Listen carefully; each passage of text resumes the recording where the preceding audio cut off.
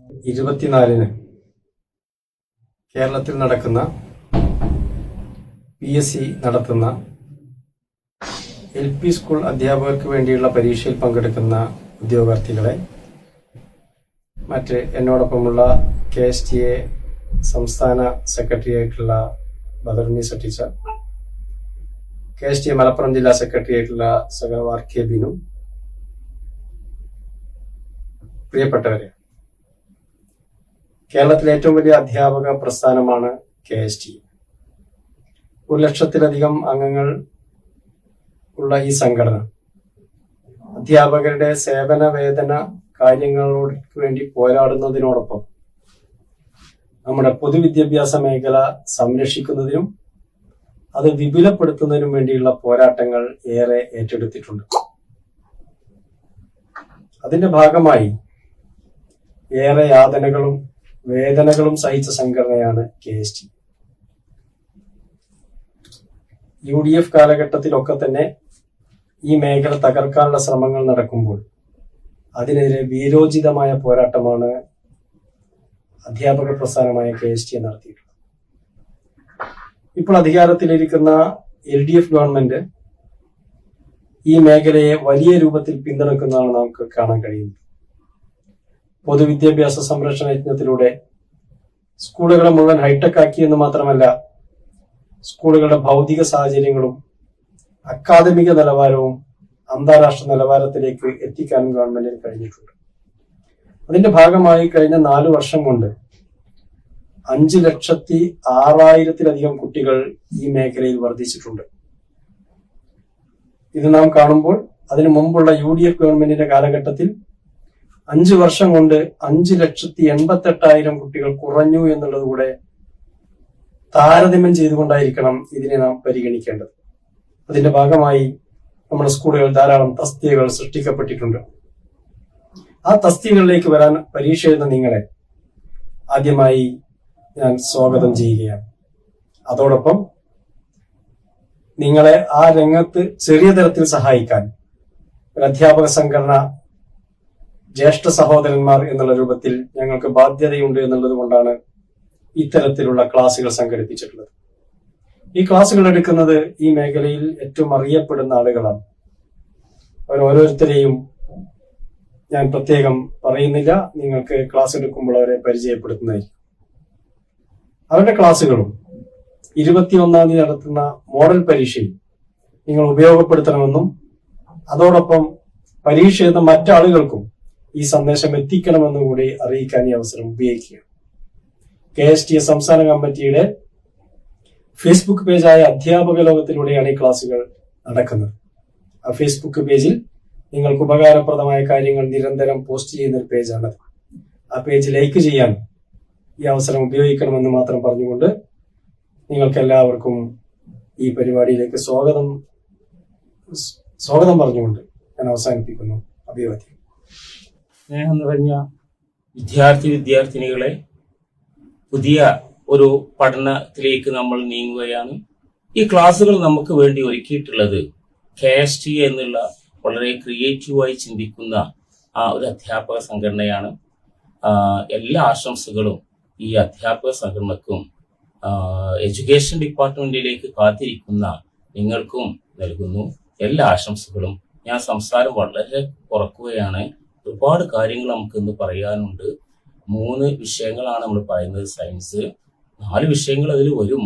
ഒന്ന് ഫിസിക്സ്, ഭൗതികശാസ്ത്രം, രസതന്ത്രം, കെമിസ്ട്രി, ബയോളജി, ജീവശാസ്ത്രം, എൻവിറോൺമെന്റൽ സയൻസ്, പരിസ്ഥിതി ശാസ്ത്രം. ഇതിലൂടെയാണ് പോകുന്നത്. എല്ലാം നിങ്ങൾ പഠിച്ചു കഴിഞ്ഞിട്ടുണ്ട്, അതിസമർത്ഥരാണ്. ഇനി എക്സാമിന് വേണ്ടി നിങ്ങൾ കാത്തിരിക്കുകയാണ്. ആ എക്സാമിന് കാത്തിരിക്കുന്നതിന് മുമ്പ് ചില കാര്യങ്ങൾ ഓർമ്മിപ്പിക്കാൻ വേണ്ടിയും ചിലത് നിങ്ങൾ വിട്ടുപോയിട്ടുണ്ടെങ്കിൽ അത് ഫില്ല് ചെയ്യാൻ വേണ്ടി, ഫില്ലർ എന്ന് പറയും, ആ പ്രോസസ്സിലൂടെയാണ് പോകുന്നത്. ഫിസിക്സ് മുഴുവൻ ചാപ്റ്ററും നോക്കുകയാണെങ്കിൽ നമുക്ക് വേണ്ടി 10 ചാപ്റ്ററിലൂടെ നമ്മൾ കടന്നു പോകണം. ഈ 10 ചാപ്റ്റർ 1 മണിക്കൂർ കൊണ്ട് നമ്മൾ തീർക്കുകയാണ്. അതുപോലെ കെമിസ്ട്രി, അതുപോലെ ബയോളജി, അതുപോലെ പരിസ്ഥിതി ശാസ്ത്രം. നമുക്ക് ക്ലാസ്സിലേക്ക് പോകാം. രസതന്ത്രത്തിലെ ആദ്യത്തെ ഒരു ചാപ്റ്റർ 10 ചാപ്റ്ററിൽ 1 രസതന്ത്രത്തിന്റെ ചരിത്രം എന്നുള്ളതാണ്. രസതന്ത്രത്തിന്റെ ചരിത്രം എന്നുള്ളതിൽ നമുക്ക് ഒരു 10 പോയിന്റാണ് നമുക്കതിൽ പഠിക്കാനുള്ളത്. ഒന്ന്, രസതന്ത്രം എന്ന ശാസ്ത്രശാഖ ഉത്ഭവിച്ചത് ആൽക്കെമി എന്ന ലൈനാണ്. ആൽക്കെമിയിലെ വാക്ക് ഉപയോഗിച്ചത് ആദ്യം അറബികളാണ്. അതിനാണ് ആൽക്കെമി. അപ്പൊ ആൽക്കെമി എന്നുള്ള വാക്കിൽ നിന്നാണ് രസതന്ത്ര ശാഖ രൂപപ്പെട്ടത്, അതായത് കെമിസ്ട്രി. അപ്പൊ കെമിസ്ട്രി രൂപപ്പെട്ടത് ഏതെന്നുള്ള ചോദ്യം ഉണ്ടാവുകയില്ല. ആൽക്കെമിയിൽ നിന്ന് ഉത്ഭവം കൊണ്ട ശാസ്ത്രശാഖ എന്ന് പറയുമ്പോൾ രസതന്ത്രം എന്ന് എഴുതുക. 2, രസതന്ത്രത്തിന്റെ ചരിത്രമാണ് പോകുന്നത്. അതിൽ ഒന്നാമതായി ആദ്യമായി വരുന്ന സയന്റിസ്റ്റ് റോബർട്ട് ബോയിൽ. ഈ റോബർട്ട് ബോയിൽ എന്ന ശാസ്ത്രജ്ഞനെ കുറിച്ച് നമുക്ക് നോക്കാം. രസതന്ത്രത്തിന്റെ പിതാവ് എന്നാണ് റോബർട്ട് ബോയിൽ അറിയപ്പെടുന്നത്. രസതന്ത്രത്തിന്റെ പിതാവ്. മറ്റൊന്ന്, മൂലകം എന്നുള്ള പദം ആദ്യമായി ഉപയോഗിച്ചു. Is the first scientist who coined the word element first. മൂലകം എന്ന പദം ആദ്യമായി ഉപയോഗിച്ചു. ബോയിൽ നിയമം ആവിഷ്കരിച്ചു. അതുപോലെ പ്രധാനപ്പെട്ട 3 ചോദ്യങ്ങൾ വരുന്ന ഭാഗങ്ങളാണ് പറഞ്ഞിട്ടുള്ളത്. ഇനി നമുക്ക് വീണ്ടും അതിന്റെ ചോദ്യങ്ങൾ എങ്ങനെ വരുന്നു എന്ന് പറയാം. രസതന്ത്രത്തിന്റെ പിതാവ്, ഓർക്കണം, രസതന്ത്രത്തിന്റെ പിതാവ് എന്നുള്ള വാക്കാണ്. രസതന്ത്രത്തിന്റെ പിതാവ് റോബർട്ട് ബോയിൽ. മൂലകം എന്ന പദം ആദ്യമായി ഉപയോഗിച്ച ശാസ്ത്രജ്ഞൻ റോബർട്ട് ബോയിൽ. അതുപോലെ ബോയിൽ നിയമം ആവിഷ്കരിച്ച ശാസ്ത്രജ്ഞൻ റോബർട്ട് ബോയിൽ. ബോയിൽ നിയമം ആവിഷ്കരിച്ച ശാസ്ത്രജ്ഞൻ ആര് എന്ന് ചോദിക്കുകയില്ല, നിങ്ങൾക്കറിയാം. ബോയിൽ നിയമത്തിന്റെ അപ്ലിക്കേഷൻ ചോദിക്കും. എന്താണ് ബോയിൽ നിയമം? മർദ്ദം വ്യാപ്തത്തിന്റെ വിപരീതാനുപാതത്തിലാണ്. മർദ്ദം കൂടുമ്പോൾ വ്യാപ്തം കുറയും. ഇനി അതിനെങ്ങനെയാണ് അപ്ലിക്കേഷൻ ലെവലിൽ ചോദ്യം വരുന്നത് എന്ന് നോക്കാം. മർദ്ദം കൂടുമ്പോൾ വിപരീതാനുപാതമാണ്. മർദ്ദം കൂടുമ്പോൾ വ്യാപ്തം കുറയുന്നു, മർദ്ദം കുറയുമ്പോൾ വ്യാപ്തം കൂടുന്നു, വ്യാപ്തം കൂടുമ്പോൾ മർദ്ദം കുറയുന്നു, വ്യാപ്തം കുറയുമ്പോൾ മർദ്ദം കൂടുന്നു. നേരെ വിപരീതം. ഇത് കാണാൻ പഠിക്കുന്ന ചില വിദ്യാർത്ഥികളുണ്ട്. ഏത് മർദ്ദം കൂടുമ്പോൾ വ്യാപ്തം കൂടുന്നു, മർദ്ദം കുറയുമ്പോൾ വ്യാപ്തം കുറയുന്നു. അങ്ങനെ ചെയ്യാതെ ഇത് വിപരീതാനുപാതത്തിലാണ് എന്ന് പഠിക്കുക. ഇനി വീണ്ടും ഇതിന്റെ ഒരു അപ്ലിക്കേഷൻ ക്വസ്റ്റ്യൻ എങ്ങനെ വരും എന്നുള്ളത്. ഒരു ജലാശയത്തിന്റെ അടിത്തട്ടിൽ നിന്ന് മുകളിലോട്ട് വരുന്ന വായു കുമിളയുടെ വലിപ്പം ഡാഷ്. എ കൂടുന്നു, ബി കുറയുന്നു, സി മാറ്റമില്ല, ഡി ഇവയൊന്നുമില്ല. മുകളിലോട്ട് വരുന്തോറും മർദ്ദം എന്ത് ചെയ്യുന്നു? മുകളിലോട്ട് വരുന്തോറും മർദ്ദം കുറഞ്ഞു വരും. അപ്പൊ അതിന്റെ വ്യാപ്തം കൂടും. വ്യാപ്തം കൂടുമ്പോൾ വായു കുമിളയുടെ വലിപ്പം കൂടുന്നു. നേരെ വിപരീതമായുള്ള ചോദ്യം ചോദിക്കാം. മുകൾ ഭാഗത്തിൽ നിന്ന് താഴോട്ട് പോകുന്ന ഒരു ജലാശയത്തിന്റെ മുകൾ തട്ടിൽ നിന്ന് താഴോട്ട് പോകുമ്പോൾ വായു കുമിളയുടെ വലിപ്പം കുറയുന്നു. അതോടുകൂടി റോബർട്ട് ബോയിൽ എന്നത് നമ്മൾ പഠിച്ചു കഴിഞ്ഞു. റോബർട്ട് ബോയിൽ എന്ന ശാസ്ത്രജ്ഞനാണ്, ഒന്നുകൂടെ പറയുന്നു, രസതന്ത്രത്തിന്റെ പിതാവ്. ഇനി ലവോസിയ അല്ലെങ്കിൽ ലവോസിയർ എന്ന് പറയും. അതിഗംഭീരനായിട്ടുള്ള പ്രസിദ്ധനായിട്ടുള്ള ശാസ്ത്രജ്ഞനായിരുന്നു ലവോസിയ. ഫ്രഞ്ച് വിപ്ലവ കാലത്ത് കൊല ചെയ്യപ്പെട്ട ശാസ്ത്രജ്ഞൻ ലവോസിയ. വലിയൊരു കഥയാണ് അതിന്റെ പിന്നിലുള്ളത്. നിങ്ങൾ വായിക്കുമ്പോൾ നമുക്ക് വല്ലാത്തൊരു രോമാഞ്ചമായിരിക്കും തോന്നുന്നത്. വിപ്ലവകാരികൾ വന്ന് നിങ്ങളെ കൊല്ലുകയാണെന്ന് പറയുമ്പോൾ ഈ ശാസ്ത്രജ്ഞൻ പറയുന്നുണ്ട്, ഞാൻ എന്റെ കണ്ടുപിടുത്തം എഴുതി വെക്കട്ടെ. എഴുതി വെക്കാൻ സമയമില്ല എന്ന് പറഞ്ഞിട്ട് ഇയാളെ കൊല ചെയ്യുകയാണ് ചെയ്യുന്നത്. അത് വേറെ കഥയാണ്. ഫ്രഞ്ച് വിപ്ലവ കാലത്ത് കൊല ചെയ്യപ്പെട്ട ശാസ്ത്രജ്ഞൻ ലവോസിയ. ആധുനിക രസതന്ത്രത്തിന്റെ പിതാവ്. നേരത്തെ രസതന്ത്രത്തിന്റെ പിതാവ്, ആധുനിക രസതന്ത്രത്തിന്റെ പിതാവ് എന്ന് പറഞ്ഞാൽ ഉടനെ എഴുതുന്ന ലവോസിയ. ആദ്യമായി അളവ് സമ്പ്രദായം ഏർപ്പെടുത്തിയ ശാസ്ത്രജ്ഞൻ ലവോസിയ. അപ്പൊ ഈ 3 കാര്യങ്ങൾ ഓർക്കുക. ആധുനിക രസതന്ത്രത്തിന്റെ പിതാവ്. ഇനി എന്ത് പറയുമ്പോൾ ഉത്തരങ്ങളിൽ ലവോസിയ എന്ന് പറഞ്ഞാൽ മതി, സമയമില്ലാത്തത് കൊണ്ടാണ്. ആധുനിക രസതന്ത്രത്തിന്റെ പിതാവ് ലവോസിയ. ഫ്രഞ്ച് വിപ്ലവ കാലത്ത് കൊല ചെയ്യപ്പെട്ട ശാസ്ത്രജ്ഞൻ ലവോസിയ. അതുപോലെ തന്നെ ഫ്രഞ്ച് വിപ്ലവകാലത്ത് കൊല ചെയ്യപ്പെട്ട ശാസ്ത്രജ്ഞൻ. അളവ് സമ്പ്രദായം ഏർപ്പെടുത്തിയ ശാസ്ത്രജ്ഞൻ. അളവ് സമ്പ്രദായം എന്നുള്ള വലിയൊരു ഭാഗം ലോർഡ് കെൽവിൻ പറയുന്നുണ്ട്. We can say we know anything about A thing only if we can measure it. നമുക്ക് അളക്കാൻ കഴിയുക എന്ന് പറഞ്ഞാൽ മാത്രമേ അതിനെക്കുറിച്ച് എന്തെങ്കിലും അറിയുകയുള്ളൂ. 3ാമത്തെ ശാസ്ത്രജ്ഞനാണ് ജോൺ ഡാൾട്ടൺ. ആറ്റം സിദ്ധാന്തം ആവിഷ്കരിച്ച ശാസ്ത്രജ്ഞൻ ജോൺ ഡാൾട്ടൺ. അതുപോലെ തന്നെ കണാദൻ, പലപ്പോഴും ആവർത്തിച്ചു വന്ന ചോദ്യമാണ്. എല്ലാ പദാർത്ഥങ്ങളും കണങ്ങളാൽ നിർമ്മിതമാണെന്ന് ആദ്യമായി പ്രസ്താവിച്ച ഭാരതീയ ശാസ്ത്രജ്ഞൻ കണാദൻ എന്നുള്ളതാണ്. അടുത്ത ക്വസ്റ്റ്യൻ, കാർബണിക രസതന്ത്രത്തിന്റെ പിതാവ് ആരാന്നുള്ളത്. ഫ്രെഡറിക് വോളർ ആണ് കാർബണിക രസതന്ത്രത്തിന്റെ പിതാവ്. കാർബണിക രസതന്ത്രം ഓർഗാനിക് കെമിസ്ട്രിയുടെ പിതാവ് വോളർ. ആദ്യമായിട്ട് പരീക്ഷണശാലയിൽ യൂറിയ നിർമ്മിച്ച ശാസ്ത്രജ്ഞനാരാണ്? വോളർ. ആദ്യമായിട്ടുണ്ടാക്കിയ ഉൽപ്പന്നമാണ് യൂറിയ. യൂറിയനെ സംബന്ധിച്ച് ബയോളജി എന്ന ചോദ്യം വീണ്ടും വരുന്നുണ്ട്. ഏറ്റവും കൂടുതൽ നൈട്രജൻ അടങ്ങിയ രാസവളം ഏത്? അതിനുത്തരം യൂറിയ എന്നുള്ളതാണ്. അതുപോലെ തന്നെ മെൻഡിലിയേവ് ആവർത്തന പട്ടികയുടെ പിതാവ്. മോഴ്സിലി എന്നുള്ള ചോദ്യം വരും. ആധുനിക ആവർത്തന പട്ടികയുടെ പിതാവ്. അപ്പൊ ആവർത്തന പട്ടികയുടെ പിതാവ് എന്ന് ചോദിച്ചാൽ മെൻഡേലിയേഫ് റഷ്യൻ ശാസ്ത്രജ്ഞനാണ്. റഷ്യ നൽകിയ ശാസ്ത്രത്തിന് സംഭാവന നൽകിയ ഏറ്റവും വലിയ പ്രതിഭയായിരുന്നു. അതുപോലെ ആധുനിക ആവർത്തന പട്ടികയുടെ പിതാവ് മോഴ്സിലി. വളരെ യങ് ആയ സ്റ്റേജിൽ മരിച്ചിട്ടുള്ള ഒരു ശാസ്ത്രജ്ഞനാണ് മോഴ്സിലി. നോബൽ പ്രൈസ് കിട്ടിയിട്ടുണ്ട്. അപ്പോൾ ആധുനിക ആവർത്തന പട്ടിക എന്തിന്റെ അടിസ്ഥാനത്തിലാണ് ക്രമീകരിച്ചതെന്ന് ചോദിക്കും. ക്രമീകരിച്ചത് ആറ്റോമിക സംഖ്യയുടെ അടിസ്ഥാനത്തിലാണ്. ഇത്രയും കാര്യങ്ങളാണ് രസതന്ത്രത്തിന്റെ ചരിത്രം എന്നുള്ളതിൽ വരുന്നത്. അത് കഴിഞ്ഞതിന് ശേഷം ആറ്റം സിദ്ധാന്തത്തിനെ കുറിച്ച് നമ്മൾ പറഞ്ഞു. അതിൽ അവസാനം വരുന്നത് എൻറിക്കോ ഫെർമി, ന്യൂക്ലിയർ റിയാക്ടറിന്റെ പിതാവ് എന്നാണ് പറയുന്നത്. എൻറിക്കോ ഫെർമി നോബൽ സമ്മാനം കിട്ടി 3 ദിവസം കഴിഞ്ഞപ്പോൾ ഇയാൾ മരിച്ചു. അപ്പൊ അതിസമർത്ഥന ശാസ്ത്രജ്ഞൻ. നമ്മൾ ഒന്നാമത്തെ ചാപ്റ്റർ കഴിഞ്ഞു വിദ്യാർത്ഥികളെ. അടുത്ത ചാപ്റ്റർ ആറ്റോമിക് സ്ട്രക്ചർ എന്നുള്ള ചാപ്റ്ററിലേക്കാണ് നമ്മൾ പോകുന്നത്. ആറ്റോമിക് സ്ട്രക്ചറിലെ ചാപ്റ്ററിൽ നമ്മൾ പഠിക്കുന്നത് ആറ്റത്തിനെ കുറിച്ച് നിങ്ങൾ പഠിച്ചിട്ടുണ്ട്, തന്മാത്രനെ കുറിച്ച് നിങ്ങൾ പഠിച്ചിട്ടുണ്ട്. ഈ തന്മാത്ര എന്നുള്ള പദം ആദ്യമായി ആവിഷ്കരിച്ച ശാസ്ത്രജ്ഞൻ അവഗാഡ്രോ എന്നുള്ള ശാസ്ത്രജ്ഞനാണ്. തന്മാത്ര കൂന അല്ലെങ്കിൽ കൂമ്പാരം എന്നാണ് അതിന്റെ അർത്ഥം. തന്മാത്ര എന്നുള്ള സംജ്ഞ ആദ്യമായി ഉപയോഗിച്ച ശാസ്ത്രജ്ഞൻ ആരാണ് എന്നുള്ളത്. രണ്ട്, ആറ്റത്തിനെ കുറിച്ച് നിങ്ങൾക്കറിയാം. ആറ്റം സിദ്ധാന്തം ആവിഷ്കരിച്ച് നമ്മൾ പറഞ്ഞു ജോൺ ഡാൾട്ടൺ. എന്നാൽ ആറ്റം എന്ന പദം ആവിഷ്കരിച്ച ജോൺ ഡാൾട്ടൺ അല്ല. ആറ്റം എന്നുള്ള പദം ആവിഷ്കരിച്ചത് എന്നുള്ള നമ്മൾ ഇതിന്റെ ലിറ്ററേച്ചറിൽ കാണുന്നുണ്ട്.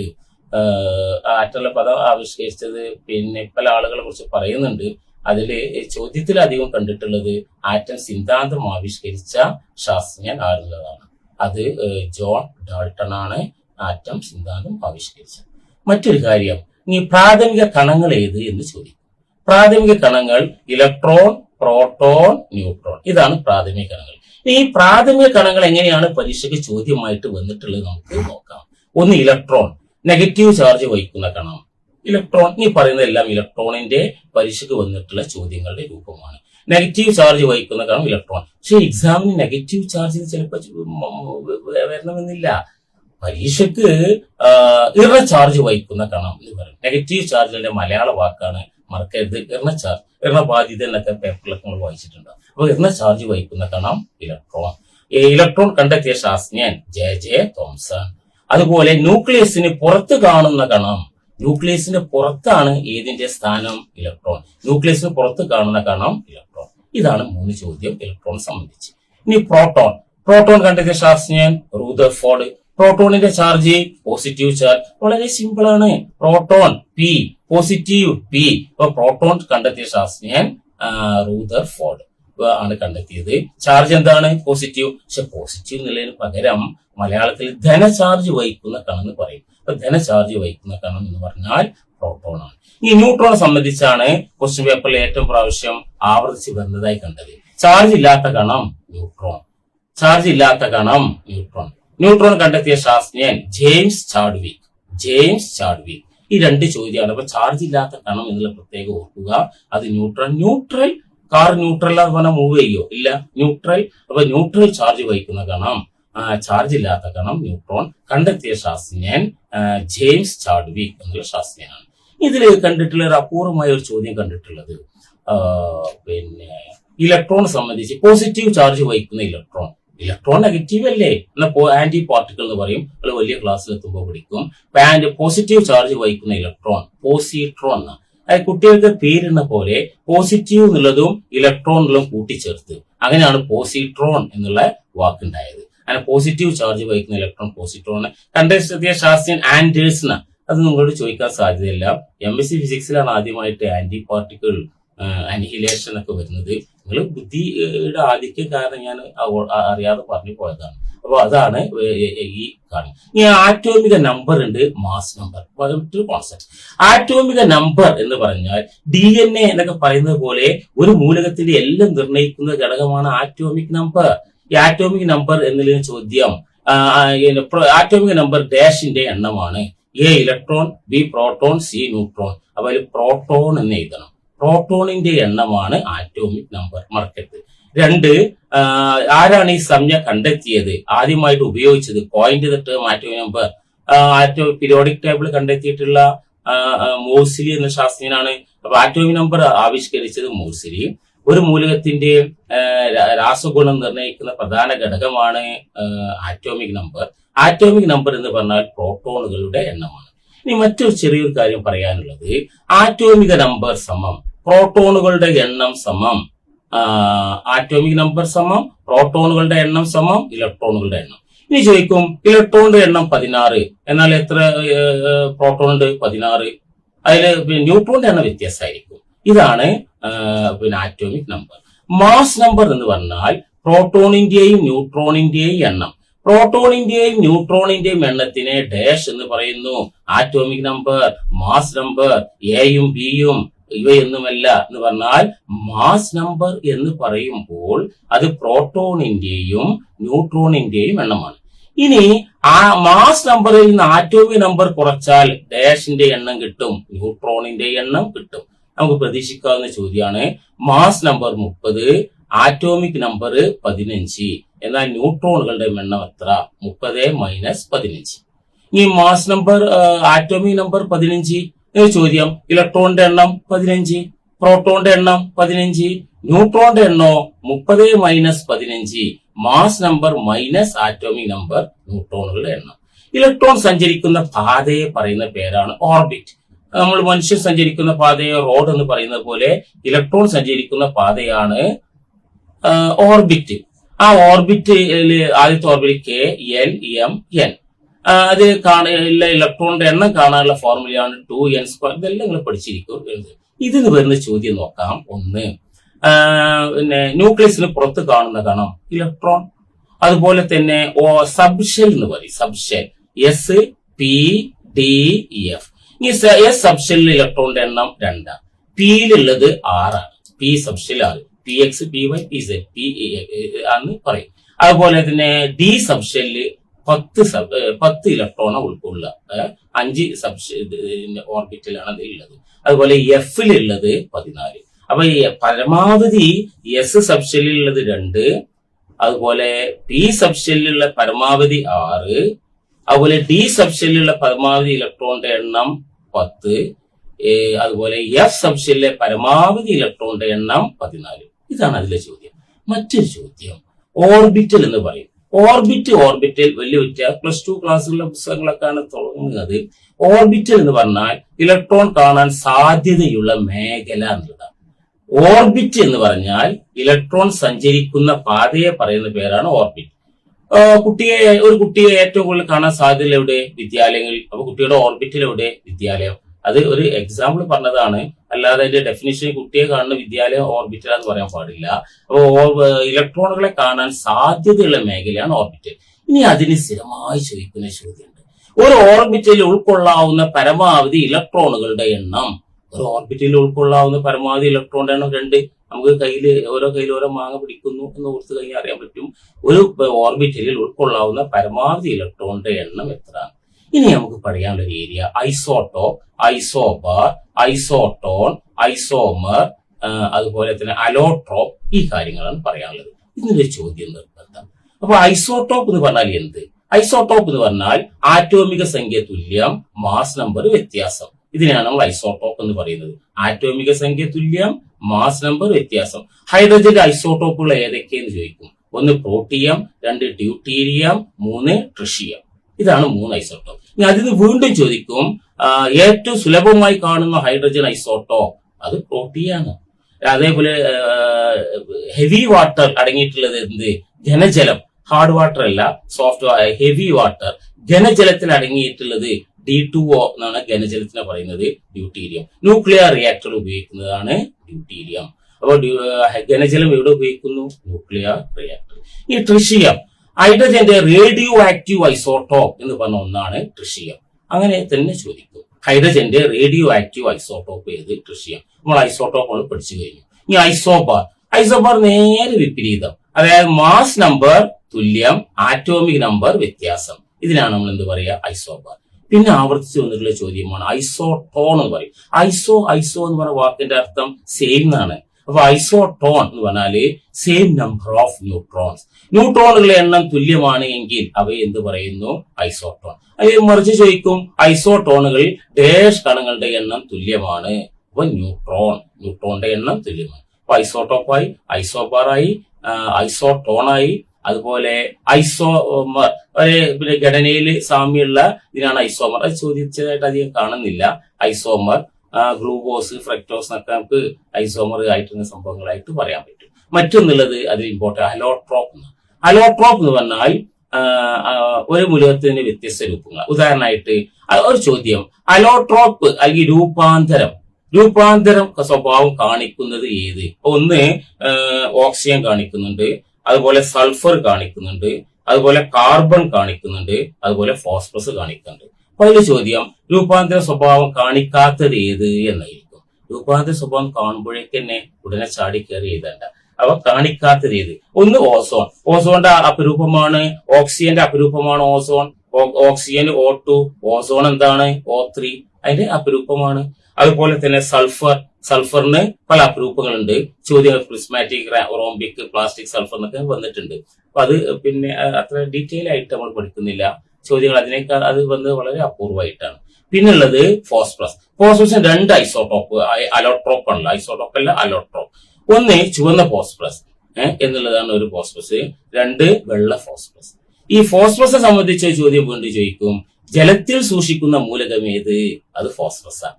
ജലത്തിൽ സൂക്ഷിക്കുന്ന മൂലകം എന്ന് പറഞ്ഞാൽ ഫോസ്ഫറസാണ്. ഈ ഫോസ്ഫറസ് വീണ്ടും ഒരു ചോദ്യം, അതിൽ വിഷാംശമുള്ള ഫോസ്ഫറസ് ഏത്? വെളുത്ത ഫോസ്ഫറസാണ്. അത് വെള്ളത്തിലാണ് സൂക്ഷിക്കുന്നത് ഫോസ്ഫറസ്. അപ്പോ പിന്നെ ഫോസ്ഫറസ് വെള്ളത്തിൽ സൂക്ഷിക്കുന്നു. വിഷാംശ രൂപം ഏതാണ്? വെള്ള ഫോസ്ഫറസ് ആണ്. അതുപോലെ ചുവന്ന ഫോസ്ഫറസിനെ കുറിച്ച് ചോദ്യം, തീപ്പെട്ടിയിൽ ഉപയോഗിക്കുന്ന ഫോസ്ഫറസ് രൂപം ഏത്? ചുവന്ന ഫോസ്ഫറസ്. തീപ്പെട്ടിയുടെ സൈഡിൽ കണ്ടിട്ടുണ്ടാവും ചുവന്ന ഫോസ്ഫറസ്. ഫോസ്ഫറസിന്റെ ഫോർമുല P4 ആണ്. അതിന് വീണ്ടും ഒരു ചോദ്യം, ഫോസ്ഫറസിന്റെ തന്മാത്രയിലുള്ള ആറ്റങ്ങളുടെ എണ്ണം എത്ര? 1, 2, 3, 4. 4 സൾഫറിന്റെ തന്മാത്രയിലുള്ള ആറ്റങ്ങളുടെ എണ്ണം എത്ര? 4, 5, 6, 8. 8 S8 എന്നാണ് പറയുക. അതുപോലെ ഓസോണിലുള്ളത് 3 ആറ്റം. ഇതെല്ലാം തന്നെ ബഹു ആറ്റോമിക തന്മാത്രകളാണ്. ഏകാറ്റോമിക തന്മാത്രയാണ് ഒരാറ്റുള്ളത്. ദ്വയാറ്റോമിക പറഞ്ഞ 2 ഉള്ളത് ഓക്സിജന്, ക്ലോറിൻ, O2, Cl2, N2 ഒക്കെ. ഇവ ബഹു ആറ്റോമിക തന്മാത്രകളാണ്. ഓസോൺ 3 ആറ്റമുണ്ട്, ഫോസ്ഫറസ് 4 ആറ്റമുണ്ട്, സൾഫർ 8 ആറ്റമുണ്ട്. കാർബൺ ആണ് പിന്നെ ഏറ്റവും കൂടുതൽ പ്രാവശ്യം അലോട്രോപ്പ് സ്വഭാവം ചോദിച്ചിട്ടുള്ളത്. കാർബൺ ഉണ്ട് അലോട്രോപ്പുകളാണ്. ഒന്ന് ഗ്രാഫൈറ്റ് എന്ന് പറയും, മറ്റൊന്ന് ഡയമണ്ട്. ഇതിൽ ഗ്രാഫൈറ്റ് എന്ന് പറഞ്ഞ ഒരു അലോഹമാണ്. ഗ്രാഫൈറ്റ് വൈദ്യുതി കടത്തി വിടുന്ന അലോഹം എന്നുള്ളതാണ് ഇതിന്റെ പ്രത്യേകത. വൈദ്യുതി കടത്തി വിടുന്ന അലോഹം ഗ്രാഫൈറ്റ്. റൈറ്റിംഗ് പെൻസിൽ ഉപയോഗിക്കുന്നത് ഗ്രാഫൈറ്റ്. ന്യൂക്ലിയർ റിയാക്ടർ ഉപയോഗിക്കുന്നത് ഗ്രാഫൈറ്റ്. ഇതെല്ലാം എന്താണ്? ഗ്രാഫൈറ്റ്. സ്നേഹകമായി ഉപയോഗിക്കുന്നു. സ്നേഹം പറഞ്ഞാൽ ലൂബ്രിക്കന്റ് എന്ന് പറയും. ഘർഷണം കുറക്കാൻ. അത് ഏതാണ്? ഗ്രാഫൈറ്റ് ആണ്. അതുപോലെ ഡയമണ്ട് ഉണ്ട്. ഏറ്റവും കാഠിന്യമുള്ള വസ്തു ഏതാണ്? ഡയമണ്ട്. ഓപ്റ്റിക്കൽ ഡെൻസിറ്റി എന്ന് പറയും. ഓപ്റ്റിക്കൽ ഡെൻസിറ്റി എന്ന് പറഞ്ഞാൽ അർത്ഥം പ്രകാശ സാന്ദ്രത. ഓപ്റ്റിക്കൽ ഡെൻസിറ്റി അത് ഏറ്റവും കൂടിയ പദാർത്ഥമാണ് ഡയമണ്ട്. ഏറ്റവും വലിയ ഡയമണ്ടാണ് കുള്ളിനാൻ. ആഫ്രിക്കയിലുള്ള ഒരു ഖനിയിൽ നിന്ന് കിട്ടിയിട്ടുള്ളതാണ് കുള്ളിനാൻ.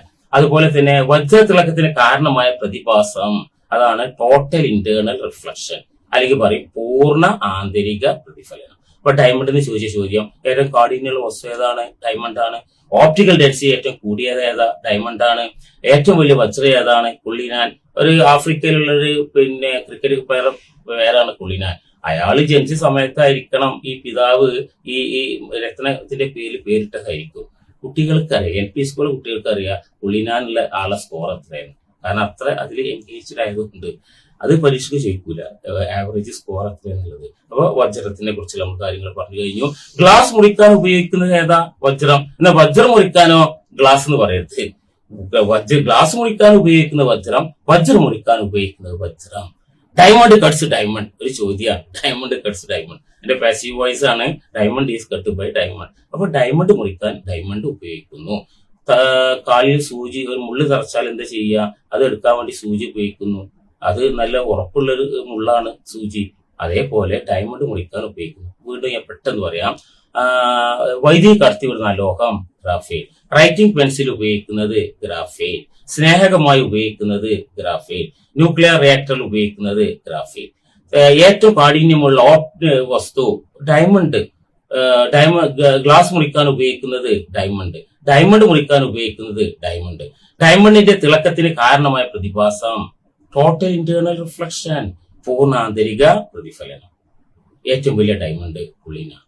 അപ്പൊ ഇതാണ്. അപ്പൊ ഗ്രാഫൈറ്റിനെ കുറിച്ച് നമ്മൾ പറഞ്ഞു, ഡയമണ്ടിനെ കുറിച്ച് പറഞ്ഞു, ഐസോടോപ്പ്. ഇനി ഇതിൽ വരുന്ന മറ്റൊരു ഏരിയമാണ് രാസമാറ്റം എന്ന് പറയും. രണ്ട് തരത്തിലാണ് മാറ്റമുള്ളത്.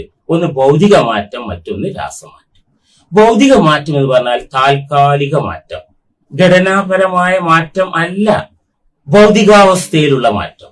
അപ്പൊ അതിനൊരു ഉദാഹരണമാണ് ഐസ് ഉരുകിയാൽ ജലമാവുന്നു, ജലം തിളച്ചാൽ നീരാവിയാവുന്നു, നീരാവി തണുത്താൽ ജലമാവുന്നു, ജലം തണുത്താൽ ഐസാവുന്നു. ഇനി ഒരു 5 ചോദ്യം ഞാൻ ചോദിക്കുകയാണ്. എല്ലാത്തിനും നിങ്ങൾ ഉത്തരം പറയേണ്ടത് ഭൗതിക മാറ്റം, ഭൗതിക മാറ്റം എന്ന് പറഞ്ഞാൽ മതി. ഒന്ന്, ഐസ് ഉരുകി ജലമാകുന്ന മാറ്റം, ഭൗതിക മാറ്റം. ജലം തിളച്ച് നീരാവിയാകുന്ന മാറ്റം, ഭൗതിക മാറ്റം. നീരാവി തണുത്ത് ജലമാകുന്ന മാറ്റം, ഭൗതിക മാറ്റം. ജലം തണുത്ത് ഐസാവുന്ന മാറ്റം, ഭൗതിക മാറ്റം. എല്ലാം ഭൗതിക മാറ്റം. ഇതിലൊന്നും ചെയ്യും. ഈ രാസമാറ്റം, രാസമാറ്റം എന്ന് പറഞ്ഞാൽ ഘടനാപരമായ മാറ്റം, പുതിയ പദാർത്ഥം ഉണ്ടാകുന്നു.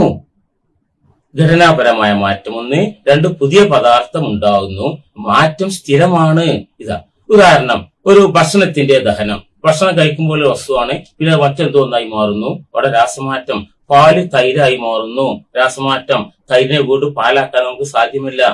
നെറ്റ് എക്സാമിന് വരെ ചോദിച്ച ചോദ്യമാണ്, മിൽക്ക് ടേൺസ് ടു കേർഡ്. പാല് തൈരാവുന്നത് ഏത് മാറ്റമാണ്? അത് ഏത് മാറ്റമാണ്? രാസമാറ്റം. അതുപോലെ തന്നെ പദാർത്ഥങ്ങളുടെ ജ്വലനം. ഒരു പേപ്പർ കത്തിച്ചാൽ എന്തായി? അതിന്റെ ജ്വലനം, അത് വെണ്ണീറായി. വെണ്ണീർ പിന്നെ ചാരം ഇതാക്കാൻ പറ്റുകയില്ല. ഇതാണ് രാസമാറ്റം. ഇതാണ് രാസമാറ്റത്തിന്റെ പ്രത്യേകത. ഇനി കൺഫ്യൂസിങ് ക്വസ്റ്റ്യൻ. ഇതിൽ രണ്ടിലും കൺഫ്യൂസിങ് ആയിട്ടുള്ള ചോദ്യം ചോദിക്കും. ഉദാഹരണമായിട്ട് മെഴുക് ഉരുകുന്നത് ഏതെന്ന് ചോദിക്കും. അപ്പൊ നമ്മൾ ഏതിന്റെ ഭൗതിക മാറ്റം. മെഴുക് തന്നെ നമ്മൾ ഷർട്ടാണ്, ഇങ്ങനെ ആക്കിയാൽ ഇങ്ങനെ ഷർട്ടായി, ഇങ്ങനെ ആയി മാറി. അത് അതിനോട് ആളും മാറുന്നുണ്ടോ? ഇല്ല. പുതിയ പദാർത്ഥം ആകുന്നുണ്ടോ? ഇല്ല. എന്നാൽ അടുത്തത് മെഴുകുതിരി കത്തുന്നു.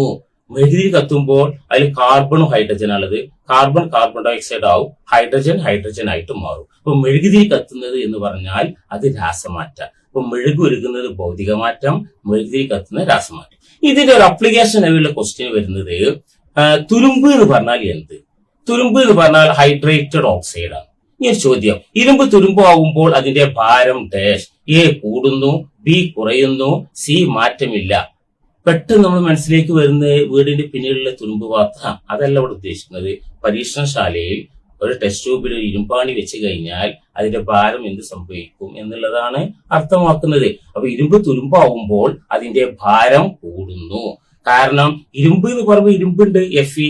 അതിലേക്ക് ഓക്സിജൻ വിരുന്നു വരുന്നു, അന്തരീക്ഷത്തിന് ജലവും വിരുന്നു വരുന്നു. അപ്പൊ എന്ത് ചെയ്യും? ആദ്യത്തെ ഇരുമ്പിന്റെ കൂടെ തുരുമ്പ് എന്ന് പറഞ്ഞാൽ ഹൈഡ്രേറ്റഡ് ഓക്സൈഡ്. അപ്പൊ തുരുമ്പ് ആവുമ്പോ ഓക്സിജനും ഹൈഡ്രജനും ഉണ്ട്. നിങ്ങളെ മദർ ഇരുമ്പാണ് വിചാരിക്കുക, ഒരു വെയിൻ മെഷീനിൽ കയറിയിരിക്കുക. അനിയത്തി എന്താണ്? ഓക്സിജൻ തലയിൽ കയറി അമ്മയുടെ. നിങ്ങൾ എന്ത് ചെയ്തു? അനിയത്തിയുടെ മുകളിലും കയറി. അങ്ങനെ ആകുമ്പോൾ വെയിറ്റ് കൂടൂലേ? അതായത് ഇരുമ്പ് തുരുമ്പാവുമ്പോൾ അതിന്റെ ഭാരം ഡാഷ് കൂടുന്നു. തുരുമ്പ് എന്ന് പറഞ്ഞാൽ ഇരുമ്പിന്റെ ഹൈഡ്രേറ്റഡ് ഓക്സൈഡ്. ഇരുമ്പ് തുരുമ്പാകുന്നത് ഡാഷ് മാറ്റത്തിന് ഉദാഹരണമാണ്, രാസമാറ്റത്തിന് ഉദാഹരണമാണ്. ഇപ്പൊ ഭൗതിക മാറ്റം, രാസമാറ്റം എന്നുള്ളത് നമ്മൾ പഠിച്ചു കഴിഞ്ഞു. ഇപ്പൊ 3 ചാപ്റ്ററിലൂടെ നമ്മൾ കടന്നുപോയി. ഒന്ന് രസതന്ത്രത്തിന്റെ ചരിത്രം, ആറ്റത്തിന്റെ ഘടന, 3 അലോട്രോപ്പ് മാറ്റങ്ങൾ, മറ്റുള്ള പല ഭാഗങ്ങൾ നമ്മൾ ഒന്നിച്ചു ചേർന്നു. ഇനി നമുക്ക് പഠിക്കാനുള്ളത് വാതകങ്ങൾ എന്നുള്ള ഒരു ഏരിയയാണ്. വാതകങ്ങൾ എന്നുള്ള ഒരു പുതിയ അധ്യായത്തിലേക്കാണ് പോകുന്നത്. ഒരു ചോദ്യം നിർബന്ധമാണ്, ഏത് പേപ്പറിലും കാണും. ഒന്ന്, ഹൈഡ്രജൻ. അതിന്റെ മുമ്പ് പദാർത്ഥങ്ങൾ സംബന്ധിച്ചുള്ള ഒരു ചോദ്യം ചോദിക്കാം. പദാർത്ഥത്തിന്റെ അവസ്ഥകൾ: 1 ഖരം, 2 ദ്രാവകം, 3 വാതകം, 4 plasma, 5 boss Einstein condensate, fermionic condensate, gluon എന്ന് പറഞ്ഞ ഈ അവസ്ഥകളാണ്. മറ്റുള്ള ഈ ബോസ് ഐൻസ്റ്റൈൻ കണ്ടൻസേറ്റ് ശേഷമുള്ളൊക്കെ തിയറട്ടിക്കൽ ആയിട്ടുള്ള സംഭവമാണ് വരുന്നത്. ഈ വരുന്ന ചോദ്യങ്ങൾ പറയാം. 1 ഖരം നിങ്ങൾക്കറിയാം, ദ്രാവകം അറിയാം, വാതകം അറിയാം. പ്ലാസ്മ എന്നുള്ള ചോദിക്കും. 4 ചോദ്യങ്ങളാണ് പ്ലാസ്മയിൽ നിന്ന് ചോദിക്കാനുള്ളത്. 1, പ്രപഞ്ചത്തിൽ ഏറ്റവും കൂടുതൽ അടങ്ങിയത് ദ്രവ്യ ഡാഷ് അവസ്ഥയിലാണ്. അപ്പോ ഖരം, ദ്രാവകം, വാതകം, പ്ലാസ്മ എഴുതണം. നമ്മുടെ ചുറ്റുഭാഗത്തും ഖരമാണെന്ന് വിചാരിക്കരുത്. അത് പ്രപഞ്ചം മുഴുവനും, പ്രപഞ്ചത്തിൽ ദ്രവ്യം ഏറ്റവും കൂടുതൽ കാണപ്പെടുന്ന അവസ്ഥ പ്ലാസ്മ. ദ്രവ്യത്തിന്റെ 4ാമത്തെ അവസ്ഥ പ്ലാസ്മ. സൂര്യനിൽ ദ്രവ്യത്തിന്റെ അവസ്ഥ പ്ലാസ്മ. നക്ഷത്രങ്ങളിൽ ദ്രവ്യത്തിന്റെ അവസ്ഥ പ്ലാസ്മ. ഈ 4 ചോദ്യത്തിന് ഉത്തരം പ്ലാസ്മ. സൂര്യനിൽ പ്ലാസ്മയാണെന്ന് പറഞ്ഞാൽ നക്ഷത്രത്തിലും പ്ലാസ്മ. കാരണം സൂര്യൻ എന്ന് പറഞ്ഞാൽ ഒരു നക്ഷത്രമാണ്. 5ാമത്തെ ഒരു പ്രാവശ്യമാണ് ആ ചോദ്യം കണ്ടിട്ടുള്ളത്. ദ്രവ്യത്തിന്റെ 5ാമത്തെ അവസ്ഥയാണ് ബോസ് ഐൻസ്റ്റൈൻ കണ്ടൻസേറ്റ്. ഇന്ത്യൻ ശാസ്ത്രജ്ഞനുള്ള ബോസും ഐൻസ്റ്റൈനും കൂടിയിട്ടുള്ളതാണ് അത് കണ്ടെത്തിയിട്ടുള്ള ബോസ് ഐൻസ്റ്റൈൻ കണ്ടൻസേറ്റ്. അത് അവിടെ നിൽക്കട്ടെ. അടുത്തത് നമ്മൾ പറയാൻ പോകുന്നത് വാതകങ്ങളില് ഹൈഡ്രജൻ. ഹൈഡ്രജനിലെ ഏറ്റവും ഇമ്പോർട്ടന്റ് ആയിട്ടുള്ള വാതകം ആണ് ഹൈഡ്രജൻ. ആറ്റോമിക സംഖ്യ, ഈ എല്ലാറ്റിനും ഉത്തരം ഹൈഡ്രജൻ. ആറ്റോമിക സംഖ്യ 1 മൂലകം ഹൈഡ്രജൻ. ന്യൂട്രോൺ ഇല്ലാത്ത പരമാണു എന്ന് ചോദിക്കുക. ന്യൂട്രോൺ ഇല്ലാത്ത ആറ്റം ഹൈഡ്രജൻ, അതിൽ ന്യൂട്രോൺ ഇല്ല. 3ാമത്തെ ചോദ്യം, പ്രപഞ്ചത്തിലെ ഏറ്റവും കൂടുതൽ അടങ്ങിയിട്ടുള്ളത്, അത് ശ്രദ്ധിക്കണം, അന്തരീക്ഷമല്ല, ഭൂമിയല്ല, മനുഷ്യ ശരീരമല്ല, പ്രപഞ്ചത്തിലെ ഏറ്റവും കൂടുതൽ അടങ്ങിയ മൂലകം ഹൈഡ്രജൻ. നക്ഷത്രങ്ങളിലെ ഏറ്റവും കൂടുതൽ അടങ്ങിയ മൂലകം ഹൈഡ്രജൻ. സൂര്യനിലെ ഏറ്റവും കൂടുതൽ അടങ്ങിയ മൂലകം ഹൈഡ്രജൻ. ഇതെല്ലാം ഹൈഡ്രജൻ. ഏറ്റവും നല്ല ഇന്ധനമാണ് ഏത്? ഹൈഡ്രജൻ. അതിനുള്ള കാരണം എന്താ? ഏറ്റവും കൂടുതൽ ക്ഷമത കൂടിയ ഇന്ധനം. എത്ര പ്രാവശ്യമാണ് ആ ചോദ്യം ആവർത്തിച്ചിട്ടുള്ളത്? ഇനിയും ആവർത്തിക്കാനുള്ള ചോദ്യമാണ്. ക്ഷമത ഏറ്റവും കൂടിയ ഇന്ധനമാണ് ഹൈഡ്രജൻ. കാരണം ഹൈഡ്രജനില് H2 ആണ് ഉള്ളത്. അപ്പൊ ഹൈഡ്രജന് നമ്മൾ എന്ത് ചെയ്യും?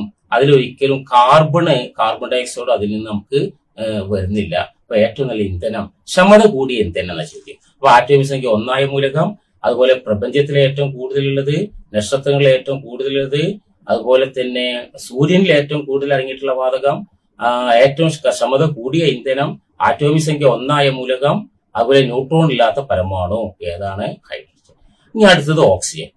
ഭൂവൽക്കത്തിൽ ഏറ്റവും കൂടുതൽ അടങ്ങിയിട്ടുള്ള മൂലകം. ആ വാക്ക് വളരെ ഇമ്പോർട്ടന്റ് ആണ്. ഭൂവൽക്കത്തിൽ ഏറ്റവും കൂടുതൽ അടങ്ങിയിട്ടുള്ള മൂലകം എന്ന് പറഞ്ഞാൽ ഓക്സിജൻ. മനുഷ്യ ശരീരത്തിൽ ഏറ്റവും കൂടുതൽ അടങ്ങിയിട്ടുള്ള മൂലകം ഓക്സിജൻ. ഇതാണ് ഓക്സിജനെ സംബന്ധിച്ച് പറയാനുള്ളത്. അതേസമയം നൈട്രജൻ, അന്തരീക്ഷത്തിൽ ഏറ്റവും കൂടുതൽ അടങ്ങിയിട്ടുള്ള മൂലകം നൈട്രജൻ. ജ്വലന സ്വഭാവത്തെ മിതപ്പെടുത്തുന്ന വാതകം നൈട്രജൻ. നൈട്രജൻ ഉള്ളത് കൊണ്ടാണ് ഭക്ഷണമൊക്കെ പാകം ചെയ്യാൻ വീട്ടിൽ കഴിയുന്നത്. അല്ലെങ്കിൽ അച്ഛന് സിഗരറ്റ് വീട്ടിൽ ആരും കാണാതെ വലിക്കുമ്പോഴേക്കും അച്ഛനും വീടൊക്കെ കത്തിയിട്ടുണ്ടാവും. ഏത്? നൈട്രജന്റെ അളവ് കുറഞ്ഞാല്. നൈട്രജന്റെ അളവ് കൂടുകയാണെങ്കിൽ ഭക്ഷണം പാകം ചെയ്യാൻ മദറിന് കഴിയില്ല. അപ്പോ ഈ പെർസെന്റേജ് അവിടെ നിൽക്കട്ടെ. അപ്പൊ അന്തരീക്ഷത്തിൽ ഏറ്റവും കൂടുതൽ അടങ്ങിയ വാതകം നൈട്രജൻ. ഇടിമിന്നൽ ഏൽക്കുമ്പോൾ ചെടികൾക്ക് ലഭിക്കുന്നത് വാതകം ഏതാണ്? നൈട്രജൻ. അന്തരീക്ഷത്തിലെ, ഈ ചോദ്യം വേറെ രീതി ചോദിക്കും, അന്തരീക്ഷത്തിലെ നൈട്രജൻ ഭൂമിയിൽ എത്തുന്ന പ്രതിഭാസം നൈട്രജൻ. മിന്നൽ ഏൽക്കുമ്പോൾ സസ്യങ്ങൾക്ക് ലഭിക്കുന്നത് നൈട്രജൻ. അന്തരീക്ഷത്തിൽ ഏറ്റവും കൂടുതൽ അടങ്ങിയിട്ടുള്ള വാതകം നൈട്രജൻ. ഏറ്റവും കൂടുതൽ നൈട്രജൻ അടങ്ങിയ രാസവളം യൂറിയ. ഇതാണ് നൈട്രജനെ സംബന്ധിച്ച് പറയാനുള്ളത്. അടുത്തത് ആർഗൺ. അന്തരീക്ഷത്തിൽ ഏറ്റവും കൂടുതൽ അടങ്ങിയിട്ടുള്ള അപൂർവ വാതകം ഏത് എന്ന് ചോദിക്കും, അത് ആർഗൺ. അതുപോലെ കാർബൺ മോണോക്സൈഡ്. മോണോ എന്ന 1, കാർബൺ മോണോലോഗ് എന്നൊക്കെ പറയും, ഒരാൾ മാത്രം സംസാരിക്കും. അപ്പൊ കാർബൺ മോണോ ഓക്സൈഡ്. വാഹന പുകയിലെ വിഷാംശം കാർബൺ മോണോ ഓക്സൈഡ്. ഇനി ഡയോക്സിൻ നമ്മൾ തെറ്റിക്കാൻ വേണ്ടി തരും. ഡയോക്സിൻ എന്ന് പറഞ്ഞാൽ പ്ലാസ്റ്റിക് കത്തുമ്പോൾ ഉണ്ടാകുന്ന വാതകം. വളരെ മാരക. പ്ലാസ്റ്റിക് ഇങ്ങനെ കത്തിക്കുക, ചൂടാക്കുക, ആ വാതകം ശ്വസിക്കുക, അടുത്തുള്ള ആൾ സംസാരിക്കുക, നല്ല ശീലല്ലേ. അത് കത്തിക്കുക, അത് എന്താ ഒരു മാർഗം കണ്ടെത്തണം. കത്തിച്ചാലും അത് പ്രശ്നം തന്നെയാണ്. ഏറ്റവും നല്ല മാർഗം പ്ലാസ്റ്റിക് ഉപയോഗിക്കാതിരിക്കുക. ബർണാഡ് ഷാനോട് ചെയ്യിക്കേണ്ട ഒരു ഹാബിറ്റ് മാറ്റാനുള്ള മാർഗം എന്ത്? സ്വഭാവം തുടങ്ങാതിരിക്കുക, സിഗരറ്റ് വലി തുടങ്ങാതിരിക്കുക. എന്നാ പിന്നെ അത് മാറ്റിട്ട് പ്രശ്നമില്ല. അപ്പൊ അതില് ശ്രദ്ധിക്കേണ്ട കാര്യം, വാഹന പുകയിലെ വിഷാംശം കാർബൺ മോണോക്സൈഡ്. അതുപോലെ പ്ലാസ്റ്റിക് കത്തുമ്പോൾ ഉണ്ടാകുന്ന വാതകം ഡയോക്സിൻ. ഇനി കാർബൺ ഡയോക്സൈഡ് ആണ് ഏറ്റവും കൂടുതൽ പ്രാവശ്യം ആവർത്തിച്ചു വന്ന ചോദ്യം. അന്തരീക്ഷത്തിൽ കാർബൺ ഡയോക്സൈഡ് 0.03%. അന്തരീക്ഷത്തിൽ കാർബൺ ഡയോക്സൈഡ് 0.03%. അതുപോലെ ഗ്ലോബൽ വാർമിങ്ങിന് കാരണമായ വാതകം കാർബൺ ഡയോക്സൈഡ്. അതുപോലെ തന്നെ മറ്റു ആവർത്തിച്ചു വന്ന ചോദ്യമാണ്, അഗ്നിശമനികളിൽ ഉപയോഗിക്കുന്ന വാതകം കാർബൺ ഡയോക്സൈഡ്. കാർബൺ ഡയോക്സൈഡ് ജലത്തിൽ ലയിക്കുമ്പോൾ കിട്ടുന്ന acid carbonic acid. Carbonic acid എന്ന സോഡാ വാട്ടർ. ആ ചോദ്യം വീണ്ടും ചോദിക്കും, സോഡാ വാട്ടറിന്റെ രാസനാമം എന്ത്? Carbonic acid, H2CO3. ഈ ചോദ്യം വീണ്ടും ചോദിക്കും, സോഡാ വാട്ടറിൽ അടങ്ങിയ ലീനം ഏത്? കാർബൺ ഡൈ ഓക്സൈഡ് ആണ്. ആ ചോദ്യം മറ്റൊരു രീതി ചോദിക്കും, സോഡ വാട്ടറിൽ അടങ്ങിയ ലീനം ഡാഷ് അവസ്ഥയിലാണ്, ഖരം, ദ്രവം, വാതകം, അത് വാതകാവസ്ഥയിലാണ്. അപ്പൊ ഇതാണ് കാർബോണിക് ആസിഡ്. അപ്പൊ കാർബൺ ഡൈ ഓക്സൈഡ് അഗ്നിശമനികളിൽ ഉപയോഗിക്കുന്നു. അപ്പൊ അഗ്നിശമനിയിൽ ഉപയോഗിക്കുന്ന വാതകം ഏത്? Carbon dioxide. ഇനി അപ്പൊ ഹൈഡ്രജൻ, കാർബൺ ഡൈ ഓക്സൈഡിനെ കുറിച്ച് നമ്മൾ പഠിച്ചു, ഓക്സിജനെ കുറിച്ച് പഠിച്ചു. ഇനി ഒരു കൺഫ്യൂസിംഗ് ക്വസ്റ്റ്യൻ ഉണ്ട്. മനുഷ്യൻ ശ്വസിക്കുമ്പോൾ സ്വീകരിക്കുന്ന വാതകം ഓക്സിജൻ, മനുഷ്യൻ ശ്വസിക്കുമ്പോൾ പുറത്തുവിടുന്ന വാതകം കാർബൺ ഡൈ ഓക്സൈഡ്. സസ്യങ്ങൾ ശ്വസിക്കുമ്പോൾ സ്വീകരിക്കുന്ന വാതകം ഓക്സിജൻ, സസ്യങ്ങൾ ശ്വസിക്കുമ്പോൾ പുറത്തുവിടുന്ന വാതകം കാർബൺ ഡൈ ഓക്സൈഡ്. ഇനി പ്രകാശ സംശ്ലേഷണ വേളയിൽ സസ്യങ്ങൾ സ്വീകരിക്കുന്ന വാതകം കാർബൺ ഡൈ ഓക്സൈഡ്, പ്രകാശ സംശ്ലേഷണ വേളയിൽ സസ്യങ്ങൾ പുറത്തുവിടുന്ന വാതകം ഓക്സിജൻ. പ്രകാശ സംശ്ലേഷണം പരീക്ഷയ്ക്ക് ചോദിക്കുകയില്ല, പരീക്ഷയ്ക്ക് പകരം പകൽ സമയം എന്ന് ചോദിക്കുക. പകൽ സമയം സസ്യങ്ങൾ സ്വീകരിക്കുന്ന വാതകം കാർബൺ ഡൈ ഓക്സൈഡ്, പകൽ സമയം സസ്യങ്ങൾ സ്വീകരിക്കുന്ന വാതകം കാർബൺ ഡൈ ഓക്സൈഡ്. രാത്രി സമയത്ത് സസ്യങ്ങൾ സ്വീകരിക്കുന്ന വാതകം, പ്രകാശ സംശ്ലേഷണം നടക്കുന്നില്ല, സസ്യങ്ങളും മനുഷ്യരും ഒരുപോലെ. രാത്രി സമയത്ത് സസ്യങ്ങൾ സ്വീകരിക്കുന്ന വാതകം സസ്യങ്ങൾ ശ്വസിക്കുമ്പോൾ പകൽ സമയത്ത് ശ്വസനം മാത്രമേ നടക്കുന്നുള്ളൂ. അപ്പൊ രാത്രി സമയത്ത് സസ്യങ്ങൾ ഏത് സ്വീകരിക്കും? ഓക്സിജൻ സ്വീകരിക്കുന്നു, കാർബൺ ഡൈ ഓക്സൈഡ് പുറത്തുവിടുന്നു. അതുകൊണ്ടാണ് പറയുന്നത് വീടിനകത്ത് ചെടികൾ രാത്രി വെക്കാൻ പാടില്ല. കാരണം പുറത്തുവിടുന്ന കാർബൺ ഡൈ ഓക്സൈഡ് മലിനവാതക, ഒരു മലിനജലത്തിൽ കുളിക്കുന്നത് പോലെയാണ്. നമ്മുടെ മനുഷ്യത്തിൽ കാർബൺ ഡൈ ഓക്സൈഡ് ചെറിയ അളവ് ആവശ്യമുണ്ട്. കാർബൺ ഡൈ ഓക്സൈഡിന്റെ ഖരരൂപം എന്ന് ചോദിക്കാറുണ്ട്, അതാണ് ഡ്രൈ ഐസ്. ഡ്രൈ ഐസ് എന്തിനാ ഉപയോഗിക്കുന്നത്? ആർട്ടിഫിഷ്യൽ റെയിൻ ഉണ്ടാക്കാൻ വേണ്ടിയാണ് നമ്മൾ ഡ്രൈ ഐസ് ഉപയോഗിക്കുന്നത്. ഓക്കെ, അപ്പൊ ഇത്രയും കാര്യങ്ങളാണ് വാതകത്തിൽ അതിൽ വരുന്നത്. ഇനിയുള്ളത് മീഥേൻ എന്നുള്ള വാതകമാണ്. മീഥേൻ എന്ന് പറയും CH4 എന്ന് പറയും. മീഥേൻ അതായത് ചപ്പുചവറുകൾ ചെയ്യുമ്പോൾ ഉണ്ടാകുന്ന വാതകം മീഥേൻ. അതുപോലെ തന്നെ ഗോബർ ഗ്യാസിന്റെ മുഖ്യ ഘടകം മീഥേൻ. അതുപോലെ മറ്റൊന്ന് പഴകിയ കിണർ, ഉപയോഗിക്കാത്ത കിണറിൽ അടങ്ങിയിട്ടുള്ള അതിന് കാരണമായിട്ടുള്ള 3 ആൾക്കാർക്ക് ഒരു കുടുംബത്തിൽ നിന്ന് മരിച്ച സംഭവം റിപ്പോർട്ട് ചെയ്യുന്നുണ്ട്. താഴോട്ട് ഇറങ്ങി ശ്വാസം കിട്ടാതെ അപ്പൊ ചപ്പുചവറുകൾ ചെയ്യുന്നത് കൊണ്ടാണ്. അവിടെയുള്ള വാതകമാണ് ഏത്? മീഥേൻ. ചതുപ്പ് നിലകൾ കാണുന്ന വാതകമാണ് മീഥേൻ. ഗോബർ ഗ്യാസ് എന്ന പേരിൽ അറിയപ്പോൾ ഗോബർ ഗ്യാസിന്റെ മുഖ്യ ഘടകം. മാർഷ് ഗ്യാസ് എന്ന പേരിൽ മാർഷിന്റെ ചതുപ്പ് നിലാണ് ഗ്യാസ് എന്ന പേരിൽ അറിയപ്പെടുന്നത്. ഇതാണ് മീഥേൻ. അതുപോലെ തന്നെ ചോദിക്കാൻ വാതകമാണ് ബ്യൂട്ടേൻ എന്ന് പറയും. പാചകവാതകത്തിലെ മുഖ്യ ഘടകം ബ്യൂട്ടേൻ. ലൈറ്ററിൽ ഉപയോഗിക്കുന്ന വാതകം ബ്യൂട്ടേൻ. ഏറ്റവും അധികം അന്തരീക്ഷ മലിനീകരണം കുറഞ്ഞ വാതകം ബ്യൂട്ടേൻ. 3 ലൈറ്ററിൽ ഉപയോഗിക്കുന്നത് ബ്യൂട്ടേൻ. അതുപോലെ പാചകവാതകത്തിലെ മുഖ്യ ഘടകം ബ്യൂട്ടേൻ. അതുപോലെ 3ാമത്തെ ചോദ്യം, മലിനീകരണം കുറഞ്ഞ വാതകം ഏതാണ്? ബ്യൂട്ടേൻ. അപ്പൊ ഇത്രയും വാതകങ്ങളെ കുറിച്ച് നമ്മൾ പറഞ്ഞു കഴിഞ്ഞു. ഇതാണ് വാതകങ്ങൾ എന്നുള്ളതിൽ വരുന്ന അധ്യായം. ഇനി നമുക്ക് അടുത്ത പറയാനുള്ളത് പീരിയോഡിക് ടേബിൾ എന്നുള്ളൊരു അധ്യായം. അടുത്ത അധ്യായം പീരിയോഡിക് ടേബിൾ നമ്മൾ ആരംഭിക്കുകയാണ്. പീരിയോഡിക് ടേബിളിൽ നേരത്തെ 2 കാര്യങ്ങൾ പറഞ്ഞിരുന്നു. ആവർത്തന പട്ടികയുടെ പിതാവ് മെൻഡലിയേവ്, ആധുനിക ആവർത്തന പട്ടികയുടെ പിതാവ് ആര്? മോഴ്സിലി എന്നുള്ളതാണ്. ആധുനിക ആവർത്തന പട്ടികയുടെ പിതാവ് മോഴ്സിലിയാണ്. ആവർത്തന പട്ടിക ക്രമീകരിച്ചിരിക്കുന്നത്, ആധുനിക ആവർത്തന പട്ടിക ക്രമീകരിച്ചിരിക്കുന്നത് ആറ്റോമിക സംഖ്യയുടെ അടിസ്ഥാനത്തിലാണ്. അതിൽ നേരെ ഹൊറിസോണ്ടൽ ആയിട്ടുള്ള കാര്യം, അതിനാണ് നമ്മൾ ഇത് പറയും പീരിയഡ് എന്ന് പറയും. അതുപോലെ ഇങ്ങനെ വെർട്ടിക്കൽ ആയിട്ടുള്ളതിനെ നമ്മൾ ഗ്രൂപ്പ് എന്ന് പറയും. അപ്പൊ എത്ര ഗ്രൂപ്പാണുള്ളത്? 18 ഗ്രൂപ്പാണ് ഉള്ളത്. അതേ സമയത്ത് എത്ര പീരിയഡാണുള്ളത്? 7 പീരിയഡാണുള്ളത്. 12. അപ്പൊ ഗ്രൂപ്പുകളുടെ എണ്ണം എത്ര? 18. പീരിയഡിന്റെ എണ്ണം എത്രയാണ്? 7. ഒരു ചോദ്യം. 2, ഇതിന്റെ ആറ്റോമിക സ്ട്രക്ചർ നോക്കിയിട്ട് ഒരു മൂലകം തരും. എന്നിട്ട് അതിന്റെ ആറ്റോമിക ഇലക്ട്രോണിക് കോൺഫിഗറേഷൻ നമുക്ക് തരും. എന്നിട്ട് ഏത് പീരീഡിലാണ് ഏത് ഗ്രൂപ്പിലാണ് എന്ന് ചോദിക്കും. ഉദാഹരണമായിട്ട് ഒരു ആറ്റത്തിന്റെ ഇലക്ട്രോണിക് കോൺഫിഗറേഷൻ 2, 8, 8, 1, 2, 8, 8, 1 അങ്ങനെ ചോദ്യം തന്നു. ഇത് ചോദിക്കാണ് ഇത് ഏത് ഗ്രൂപ്പിൽ സ്ഥിതി ചെയ്യുന്നു എന്ന് ചോദിച്ചാൽ, ഗ്രൂപ്പ് ഏത് സ്ഥിതി ചെയ്യുന്നു ചോദിച്ചാൽ ഏറ്റവും അവസാനത്തെ പദമേഖലയിലുള്ള ഇലക്ട്രോണിന്റെ എണ്ണം നോക്കുക. ഉദാഹരണമായിട്ട് പറയാം സോഡിയത്തിന്റെ ഒരു ചോദ്യം. സോഡിയത്തിന്റെ ആറ്റോമിക് നമ്പർ 11. അപ്പൊ ആറ്റോമിക് നമ്പർ 11. അപ്പൊ ഇലക്ട്രോൺ വിന്യാസം 1, 2, രണ്ടാമത്തെ കെയിൽ 2, L 8, എമ്മില് KLMN അതില് 3. അപ്പൊ സോഡിയത്തിൻ്റെത് 11 എന്ന് പറയുമ്പോ 2, 8, 1. അപ്പൊ 2, 8, 10, 11. ഏത് ഗ്രൂപ്പിലാണ് സ്ഥിതി ചെയ്യുന്നത്? അവസാനത്തെ പദമേലെ ഇലക്ട്രോണിന്റെ എണ്ണം നോക്കുക 1. അപ്പൊ ഗ്രൂപ്പ് നമ്പർ 1-ലാണ്. ഏത് പീരീഡിൽ സ്ഥിതി ചെയ്യുന്നു എന്ന് ചോദിച്ചാൽ അതിലുള്ള ഷെല്ലുകളുടെ എണ്ണം നോക്കാം. 2, 8, 1. 2K ഒന്നാമത്തെ ഷെൽ, രണ്ടാമത്തെ ഷെൽ 3. അപ്പൊ മൂന്നാമത്തെ ഗ്രൂപ്പിൽ, മൂന്നാമത്തെ പീരീഡിൽ ഒന്നാമത്തെ ഗ്രൂപ്പിൽ സ്ഥിതി ചെയ്യുന്നു. അപ്പൊ അവസാനത്തെ പദമേഖലയിലെ ഇലക്ട്രോണുകളുടെ എണ്ണമാണ് ഗ്രൂപ്പ് നമ്പർ. അതുപോലെ എത്ര ഷെല്ല് ഓർബിറ്റ് ഉണ്ട് എന്ന് നോക്കുക. അത് എണ്ണി നോക്കിയാൽ നമുക്ക് പെട്ടെന്ന് ഈസി ആയിട്ട് ചെയ്യാൻ പറ്റും. അത് ഇതായി. ഇനി മറ്റൊരു ശ്രദ്ധിക്കേണ്ട കാര്യം, അവസാനത്തെ പദമേഖല ഇലക്ട്രോണിന്റെ എണ്ണം 1, ഗ്രൂപ്പ് നമ്പർ 1. അവസാനത്തെ പദമേഖല ഇലക്ട്രോണിന്റെ എണ്ണം 2, ഗ്രൂപ്പ് നമ്പർ 2. അവസാനത്തെ പദമേഖല ഇലക്ട്രോണിന്റെ എണ്ണം 3 ആണെങ്കിൽ 10 കൂട്ടണം. കാരണം ഇതിന്റെ ഇടക്ക് ഡി ബ്ലോക്ക് എലിമെന്റ്സ് ഉണ്ട് 10 എണ്ണം. അപ്പൊ 3 ആണ് എങ്കിൽ 13, 4 ആണെങ്കിൽ 14, 5 ആണെങ്കിൽ 15, 6 ആണെങ്കിൽ 16, 7 ആണെങ്കിൽ 17, 8 ആണെങ്കിൽ 18. ഇപ്പൊ ക്ലോറിന്റെ ആറ്റോമിക് സംഖ്യ എത്ര? 17. 2, 8, 7 ആണ്. അപ്പൊ ചോദ്യം, ക്ലോറിൻ ഏത് ഗ്രൂപ്പിലാണ് സ്ഥിതി ചെയ്യുന്നത്? അവസാനത്തെ പദങ്ങളുടെ ഇലക്ട്രോണിന്റെ എണ്ണം 7, അതിനോട് 10 കൂട്ടണം. അപ്പൊ 17 ഗ്രൂപ്പില. അതാണ് ഹാലജൻസ്. എന്നാൽ ഏത് പീരീഡിലാണ് സ്ഥിതി ചെയ്യുന്നത് എന്ന് നമ്മളോട് ചോദിക്കും. അപ്പൊ 1, 17 ഇലക്ട്രോൺ വിന്യാസം. 2, 8, 1.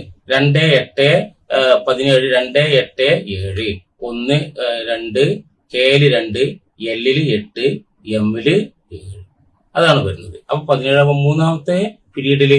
അപ്പൊ ക്ലോറിൻ എവിടെ സ്ഥിതി ചെയ്യുന്നു? മൂന്നാം പീരീഡിൽ 17 ഗ്രൂപ്പിൽ. ഓർക്കേണ്ടത്, അവസാനത്തെ പദമേഖല ഇലക്ട്രോൺ 1 ആണെങ്കിൽ 1 ഗ്രൂപ്പ്, 2 ആണെങ്കിൽ 2 ഗ്രൂപ്പ്, 3 ആണെങ്കിൽ 10 കൂട്ടണം 13, 4 ആണെങ്കിൽ 14, 5 ആണെങ്കിൽ 15, 6 ആണെങ്കിൽ 16, 7 ആണെങ്കിൽ 17. ഒരു ഉദാഹരണം, ഒരു ഇലക്ട്രോണിക് കോൺഫിഗറേഷൻ 2, 8, 8, 1. ഇത് ഏത് ഗ്രൂപ്പിലാണെന്ന ചോദ്യം. അവസാനത്തെ പദം ഇലക്ട്രോണിന്റെ എണ്ണം എത്ര? 1, 1 ഗ്രൂപ്പിൽ. ഏത് പീരീഡിലാണ്?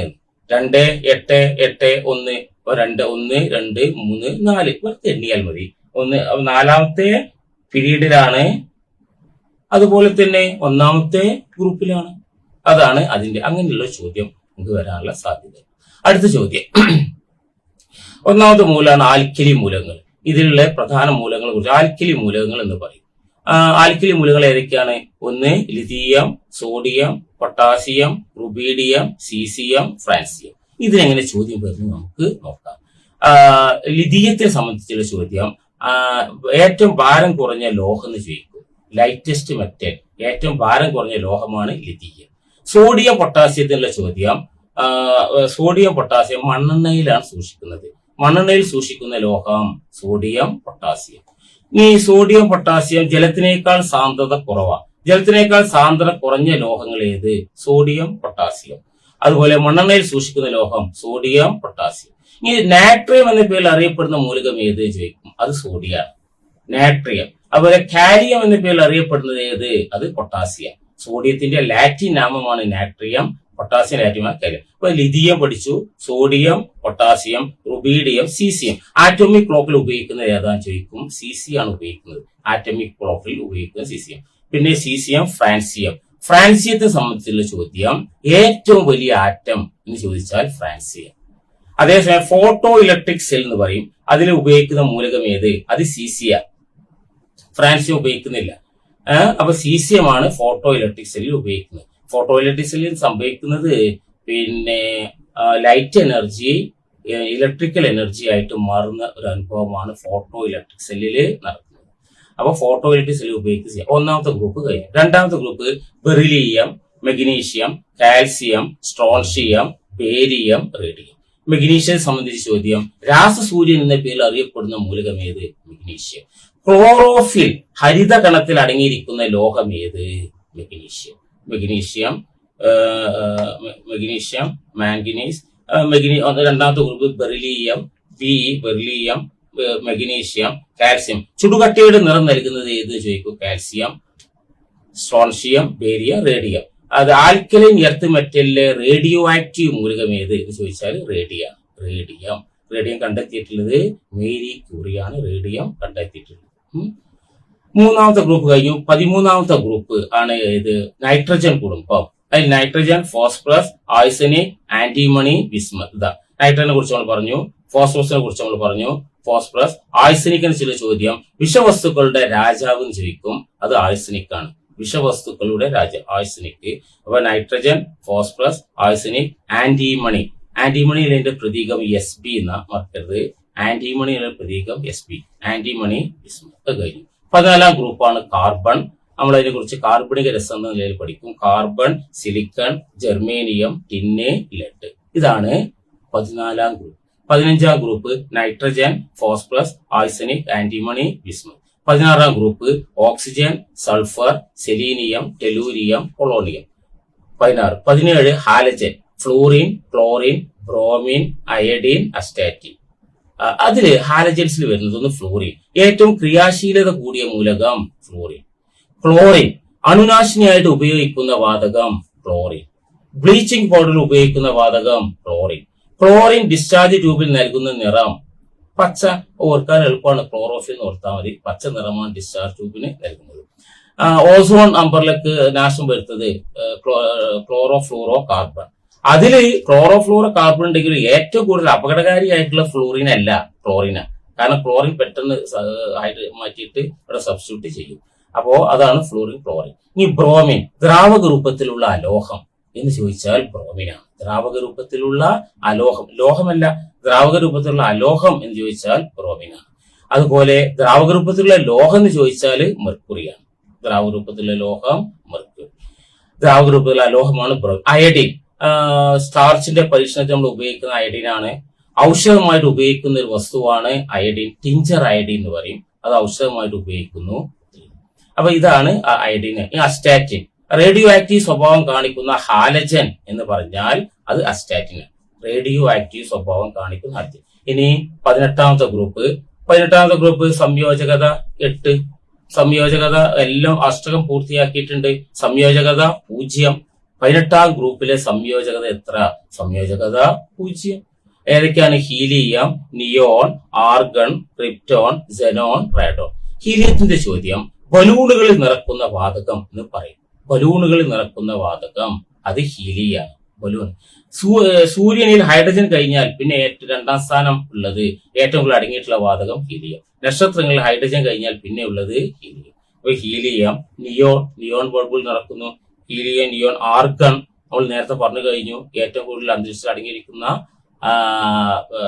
റയർ ഗ്യാസ്, അപൂർവ വാതകമാണ് argon. Argon, krypton, xenon, radon. Radon radioactive ആണ്. റേഡിയോ ആക്റ്റീവ് സ്വഭാവം കാണിക്കുന്ന ഹാലജനാണ് റേഡോൺ. ഇനി നമുക്ക് പഠിക്കാനുള്ളത് അപ്പൊ 1ാമത്തെ group alkali metal, alkaline earth metal, periodic table alkali metal. 2ാമത്തെ ഗ്രൂപ്പ് ആൽക്കലൈൻ എർത്ത് മെറ്റൽ. ഇത് S ബ്ലോക്ക് മൂലകം. അവസാനത്തെ ഇലക്ട്രോൺ എസിലേക്ക് പോകും. പിന്നെ D ബ്ലോക്ക് മൂലകം. പിന്നെ വരുന്നത് T ബ്ലോക്ക്. T ബ്ലോക്കിൽ 13 നൈട്രജൻ കുടുംബം, 14 കാർബൺ കുടുംബം, 15 13 boron family. Boron, aluminium, gallium, indium, thallium. അതാണ് 13. 13 മറക്കരുത്. ബോറോൺ ഫാമിലിയാണ് 13. Boron, aluminium, gallium, indium, thallium. ഇനി അതിനുള്ള ചോദ്യം നമുക്ക് പറയാം. 13ാം ഗ്രൂപ്പ് ബോറോൺ ഫാമിലി. ബോറോൺ കഴിഞ്ഞ അലുമിനിയത്തിന് ചോദിക്കും. എന്നും ചോദിക്കുന്ന ചോദ്യം, അലുമിനിയത്തിന്റെ അയിരേത്? ബോക്സൈറ്റ്. അലുമിനിയത്തിന്റെ അയിരേത്? ബോക്സൈറ്റ് എന്നുള്ള ചോദ്യം. അയിരുകളെ കുറിച്ച് നമ്മൾ കൂടുതൽ പറയും.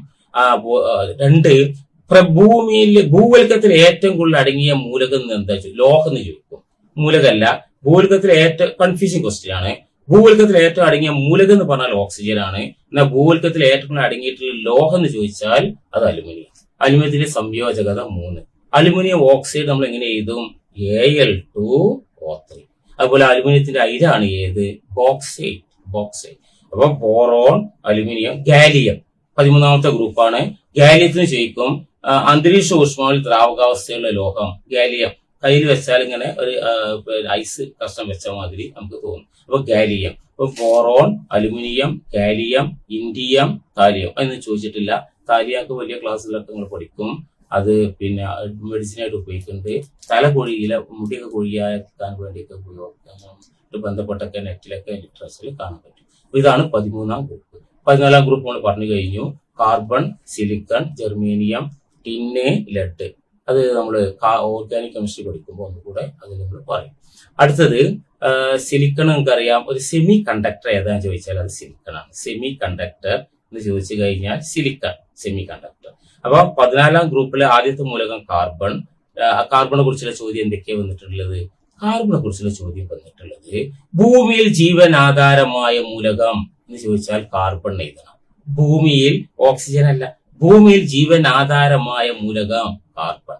ഏറ്റവും കൂടുതൽ സംയുക്തങ്ങൾ രൂപീകരിക്കുന്ന മൂലകം കാർബൺ. കാർബണെ കുറിച്ചുള്ള പഠനശാഖ ഓർഗാനിക് കെമിസ്ട്രി. കാർബണിന്റെ സംയോജകത 4. അതുപോലെ കാർബൺ കഴിഞ്ഞു, പിന്നെ ഉള്ളത് സിലിക്കൺ. ഒരു സെമി കണ്ടക്ടർ ഏതാന്ന് ചോദിക്കും, അതേതാണ്? സിലിക്കൺ ആണ്, കാർബൺ സിലിക്കൺ. മറ്റൊന്ന് അതുണ്ട് ജെർമേനിയം. പിന്നെ ടിന്ന്. ടിന്ന് നിലയിൽ നമ്മൾ പറയും PB എന്നാണ്, SN. ടിന്ന് നിലയിൽ SN എന്ന് പറയും. അതുപോലെ ലെഡ് നിലയിൽ എന്ത് പറയും? PB. ക്ലബ് എന്ന് പറയും സ്റ്റാനസ് എന്നാണ്. ഏത്? SN എന്ന് പറഞ്ഞാൽ സ്റ്റാനസ്. അത് ഓർക്കുക, അത് ചിലപ്പോൾ ചോദിക്കും. അതേപോലെ തന്നെ പ്രതീകങ്ങൾ ചോദിക്കുന്ന ഒരു ചോദ്യമാണ്. പ്രതീകങ്ങൾ ആദ്യമായിട്ട് ഇൻട്രൊഡ്യൂസ് ചെയ്യുന്നത് ബെയ്സീലിയസ് എന്നുള്ളതാണ്. രസതന്ത്ര ഭാഷ ആവിഷ്കരിച്ച ശാസ്ത്രജ്ഞൻ എന്ന് ചോദിച്ചാൽ ബെയ്സീലിയസ്. അദ്ദേഹമാണ് പ്രതീകങ്ങൾ ചെയ്തത്. ആ പ്രതീകങ്ങൾ ഓർക്കേണ്ട കാര്യമാണ് ടങ്സ്റ്റൺ എന്ന് പറയും. ടങ്സ്റ്റന്റെ പ്രതീകം W എന്നാണ്, വുൾഫ്രം എന്നാണ്. ആ ടങ്സ്റ്റന് T നോക്കി കഴിഞ്ഞാൽ രാവിലെ മുതൽ വൈകുന്നേരം പീരിയോഡിക് ടേബിൾ നോക്കിയാൽ കാണാൻ പറ്റുകയില്ല. വുൾഫ്രം, വുൾഫ്രം പറഞ്ഞ W. ഇതാണ് വുൾഫ്രം, W, ടങ്സ്റ്റൺ. അപ്പോൾ ഇതിലുള്ള മൂലങ്ങളെ കുറിച്ച് നമ്മൾ പറഞ്ഞു. അപ്പൊ കാർബണിനെ കുറിച്ച് പറഞ്ഞു. ഏറ്റവും കൂടുതൽ സംയുക്തങ്ങൾ രൂപീകരിക്കുന്ന കാർബണാണ്. എന്താണ് ആ പ്രതിഭാസം? കാറ്റിനേഷൻ എന്ന് പറയും. ചെയിനുകൾ രൂപീകരിക്കാനുള്ള കഴിവ്. ഇത് കാർബൺ മാത്രമേ ഉള്ളൂ. കാർബണിന്റെ സൈസും മറ്റൊക്കെയാണ് അതിനുള്ള കാരണം. അപ്പോ അത് കാർബൺ പറഞ്ഞു. കാർബൺ ഭാഗികമായി കത്തുമ്പോൾ കാർബൺ മോണോക്സൈഡ് ഉണ്ടാവും. കാർബൺ പൂർണ്ണമായി കത്തുമ്പോൾ കാർബൺ ഡയോക്സൈഡ് ഉണ്ടാവും. അതുപോലെ കാർബൺ പറഞ്ഞു നമ്മള് സിലിക്കൺ. 14ാം group carbon, silicon, germanium, tin, lead കഴിഞ്ഞു. 15ാമത്തെ ഗ്രൂപ്പ് പറഞ്ഞു nitrogen, phosphorus, arsenic, antimony, bismuth.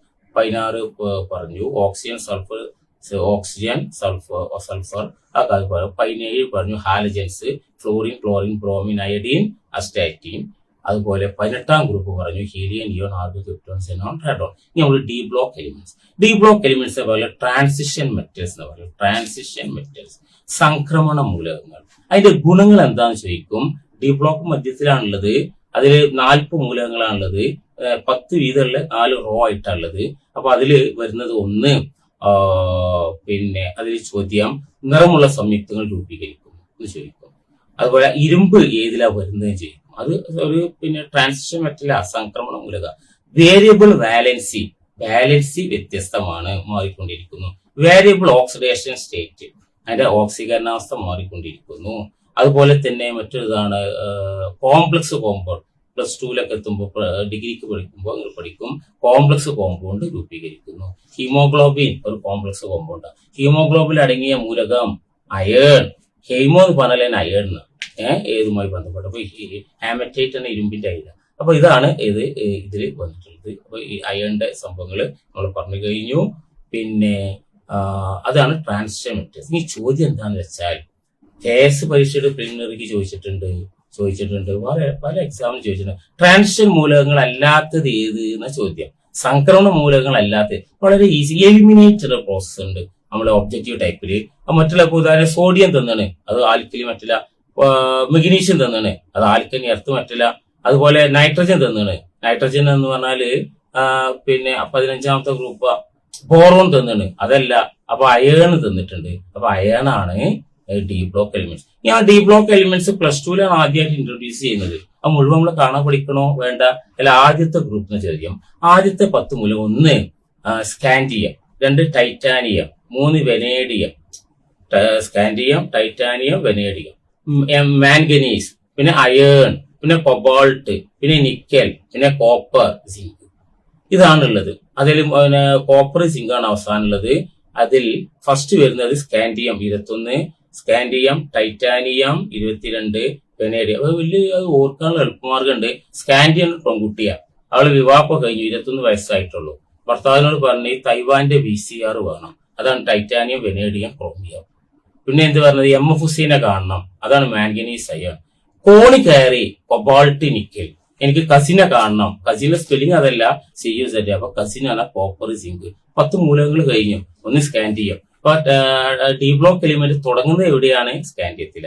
പിന്നെ വരുന്നത് ടൈറ്റാനിയം. ടൈറ്റാനിയത്തിന്റെ ചോദ്യം വരുന്നത് ഭാവിയുടെ ലോഹം ടൈറ്റാനിയം. അതുപോലെ തന്നെ ഏറ്റവും വെളുത്ത രാസവസ്തു ടൈറ്റാനിയം ഡയോക്സൈഡ്. ഫാക്ടറി എവിടെയുണ്ട്? തിരുവനന്തപുരം. ടൈറ്റാനിയം ഡയോക്സൈഡ് ഏറ്റവും വെളുത്ത രാസവസ്തു എന്നറിയപ്പെടുന്നു. സന്ദർഭത്തിൽ കാണപ്പെടുന്ന മൂലകം ടൈറ്റാനിയം. ഫ്യൂച്ചർ മെറ്റൽ പേരിൽ അറിയപ്പെടുന്നത് ടൈറ്റാനിയം.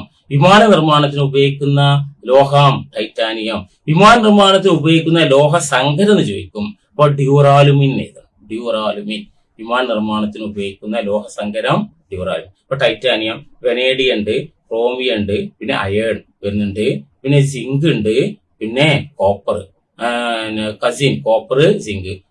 സിങ്കിന്റെ 30 ആയിരിക്കും, കോപ്പർ ഇതായിരിക്കും സിയും. മനുഷ്യൻ ആദ്യമായി കണ്ടെത്തിയ ലോഹം ചെമ്പ്. മനുഷ്യൻ ആദ്യമായി കണ്ടെത്തിയ ലോഹം ചെമ്പ്, കോപ്പർ. അതുപോലെ സിങ്ക്. സിങ്ക് പൂശുന്നതിന് എന്താ പറയും? ഗാൽവനൈസേഷൻ. സിങ്ക് പൂശുന്നതിന് പറഞ്ഞ പേര് ഗാൽവനൈസേഷൻ. ഇനി അതിനുമായുള്ള കൺഫ്യൂസിംഗ് ചോദ്യമാണ് അമാൽഗമേഷൻ. മെർക്കുറി പൂശുന്നതിന് പറഞ്ഞ വാക്കാണ് അമാൽഗമേഷൻ. അമാൽഗമേഷൻ. മെർക്കുറിയുടെ ഫോർമുല അല്ല സിമ്പല് Hg, ഹൈഡ്രാർജർ. ക്യുക്ക് സിൽവർ എന്ന പേരിൽ അറിയപ്പെടുന്ന മൂലകം മെർക്കുറി. ക്യുക്ക് സിൽവർ എന്ന പേരിൽ അറിയപ്പെടുന്ന മൂലകം മെർക്കുറി. ബാരോമീറ്ററിൽ ഉപയോഗിക്കുന്ന ദ്രാവകം മെർക്കുറി. അതുപോലെ പിന്നെ അമാൽഗമേഷൻ എന്ന് പറഞ്ഞാൽ എന്താ? മെർക്കുറി കോട്ടീൻ. ഇതൊക്കെ സിങ്കിന്റെ കോപ്പർ സിങ്കിന്റെ ആറ്റോമിക് നമ്പർ 30 21 നിങ്ങൾ എഴുതി പോയ 30 നമുക്ക് കിട്ടും. അയണിന്റെ 26 കിട്ടും. അപ്പൊ സിങ്കിന്റെ ഗാൽവനൈസേഷൻ എന്ന് പറഞ്ഞാല് zinc coating, amalgamation mercury coating. ഇതാണ് ഇതിലുള്ള. ഒന്നുകൂടെ പറയാം: scandium, titanium, vanadium, manganese, iron, cobalt, nickel, copper, zinc. കൊബാൾട്ടിൽ നിന്ന് ചോദ്യം ചെയ്യും. കൊബാൾട്ട് എന്ന കൊബാൾട്ട് 60 ഉണ്ട്. അത് റേഡിയോ ആക്റ്റീവ് സബ്സ്റ്റൻസ് ആണ്. ക്യാൻസർ രോഗ ചികിത്സക്ക് ഉപയോഗിക്കുന്ന റേഡിയോ ആക്റ്റീവ് ഐസോട്ടോപ്പാണ് കൊബാൾട്ട്. ഇനി നമുക്ക് അടുത്ത് പറയാനുള്ള കാര്യം അയിരുകളെ കുറിച്ചുള്ളത്. വളരെ സിമ്പിളാണ്. ഒരു ചോദ്യം വളരെ നിർബന്ധമാണ്. അയിരുകൾ ഞാൻ മുഴുവൻ അതിന്റെ ഏരിയ മാത്രം പറയുന്നു. അയിരുകളെ കുറിച്ച് ചോദിക്കുമ്പോൾ ആദ്യം ചോദിക്കുന്നത് പിന്നെ നമ്മുടെ ഇരുമ്പിന്റെ അയിര് ഏതൊക്കെയാണ്? ഇരുമ്പിന്റെ അയിര് ഏതൊക്കെയാണ്? ഒന്ന് ഹാമറ്റേറ്റ്, രണ്ടാമത്തെ മാഗ്നറ്റേറ്റ്, 3 അയേൺ പൈറൈറ്റീസ്. ഇതാണ് 3. ഹാമറ്റേറ്റ്, മാഗ്നറ്റേറ്റ്, അയേൺ പൈറൈറ്റീസ്. അതിൽ ഹാമറ്റേറ്റ്, മാഗ്നറ്റേറ്റ് ഉപയോഗിക്കേണ്ടത്. അയേൺ പൈറൈറ്റീസ് അറിയപ്പെടുന്നത് വിഡ്ഢികളുടെ സ്വർണം. നല്ല തിളക്കം. അപ്പൊ അയേൺ പൈറൈറ്റീസ് അറിയപ്പെടുന്നത് വിഡ്ഢികളുടെ സ്വർണം. വിഡ്ഢികളുടെ സ്വർണം എന്ന പേരിൽ അറിയപ്പെടുന്ന വസ്തു ഏത്? അയേൺ പൈറൈറ്റീസ് ആണ് വിഡ്ഢികൾ. ഇനി അതുപോലെ തന്നെ മറ്റൊന്നാണ് യുറേനിയം. യുറേനിയത്തിൻ്റെത് പിച്ചിപ്ലന്റ് എന്നാണ് അതിന്റെ ഐഡി. പിച്ചിപ്ലന്റ് ഓർക്കാൻ എളുപ്പം UP എന്ന് ഓർത്താൽ മതി. യുറേനിയം, UP, യുറേനിയം എന്താ പിച്ചിപ്ലന്റ്. ഏറ്റവും കൂടുതൽ ഗോതമ്പ് ഉൽപ്പാദിപ്പിക്കുന്നത് UP-യിലാണ്. ഏറ്റവും കൂടുതൽ സ്ഥലത്ത് ഗോതമ്പ് കൃഷി നടക്കുന്നത് പഞ്ചാബിലാണ്. ഒരു കൺഫ്യൂസിംഗ് ചോദ്യമാണ് പലപ്പോഴും വന്നിട്ടുള്ളത്. അപ്പൊ യുറേനിയത്തിന്റെ ഐഡാണ് പിച്ചിപ്ലന്റ്. അതുപോലെ തന്നെ MT എന്ന് ഓർക്കുക. MT വാസുദേവനായ. M എന്നാല് മോണോസൈറ്റ്, T എന്നാല് തോറിയം. തോറിയത്തിന്റെ ഏതാണ്? മോണോസൈറ്റ് ആണ്. MT വാസുദേവനായ. അപ്പൊ മോണോസൈറ്റ് ആണ് തോറിയം. യുറേനിയത്തിന്റെ എന്താ? പിച്ചിപ്ലന്റ്. സിങ്കിന്റെ എന്ന് ചോദ്യം ചോദിക്കുന്ന ആൾക്ക് താല്പര്യമില്ല. കലാമിൻ ലോഷനൊക്കെ കേട്ടിട്ടുണ്ടാവും. സിങ്കിന്റെ ഐഡിയ ഏത്? കലാമിൻ. കലാമിന്റെ ചോദ്യങ്ങൾക്ക് എന്തോ താല്പര്യം അറിയില്ല. വേറെ ഭാര്യയുടെ പിന്നെ സൗന്ദര്യവർദ്ധന വസ്തുക്കൾ കാണുന്നുണ്ടാവും. അതുകൊണ്ടായിരിക്കും ചിലപ്പോ കലാമിൻ സിങ്കിന്റേതാണ്. അതുപോലെ തന്നെ സിനബർ ഉണ്ട്, മെർക്കുറി. അതുപോലെ പെട്ടെന്ന് കിട്ടും. അലുമിനിയത്തിന് നമുക്കറിയാം എന്താണ്? ബോക്സൈറ്റ്. ഇതൊക്കെയാണ് ഐഡികൾ എന്ന് പറയുന്നത്. ഇരുമ്പുണ്ടാക്കുന്ന ചൂളയാണ് ബ്ലാസ്റ്റ് ഫർണസ്. തെങ്ങിന്റെ അത്ര ഏകദേശം പകുതി വരെയൊക്കെ ദൂരം ഉണ്ടാവും. അപ്പൊ ബ്ലാസ്റ്റ് ഫർണസ് ആണ് ഉപയോഗിക്കുന്നത്. ഓക്കെ. അതുപോലെ ഐഡികളെ കുറിച്ച് പറഞ്ഞു കഴിഞ്ഞു. ഇനിയുള്ളത് ഒരു വലിയ പ്രത്യേകതയുള്ള സംഭവം, സബ് ചോദ്യമാണ് നമ്മൾ പറയാൻ പോകുന്നത്. എല്ലാവരും ശ്രദ്ധിക്കുക. ഒരു വസ്തു ഖരം, പിന്നെ ദ്രാവകം, പിന്നെ വാതകം. അതിൽ ഖരത്ത് നേരെ വാതകത്തിലേക്ക് പോവാം.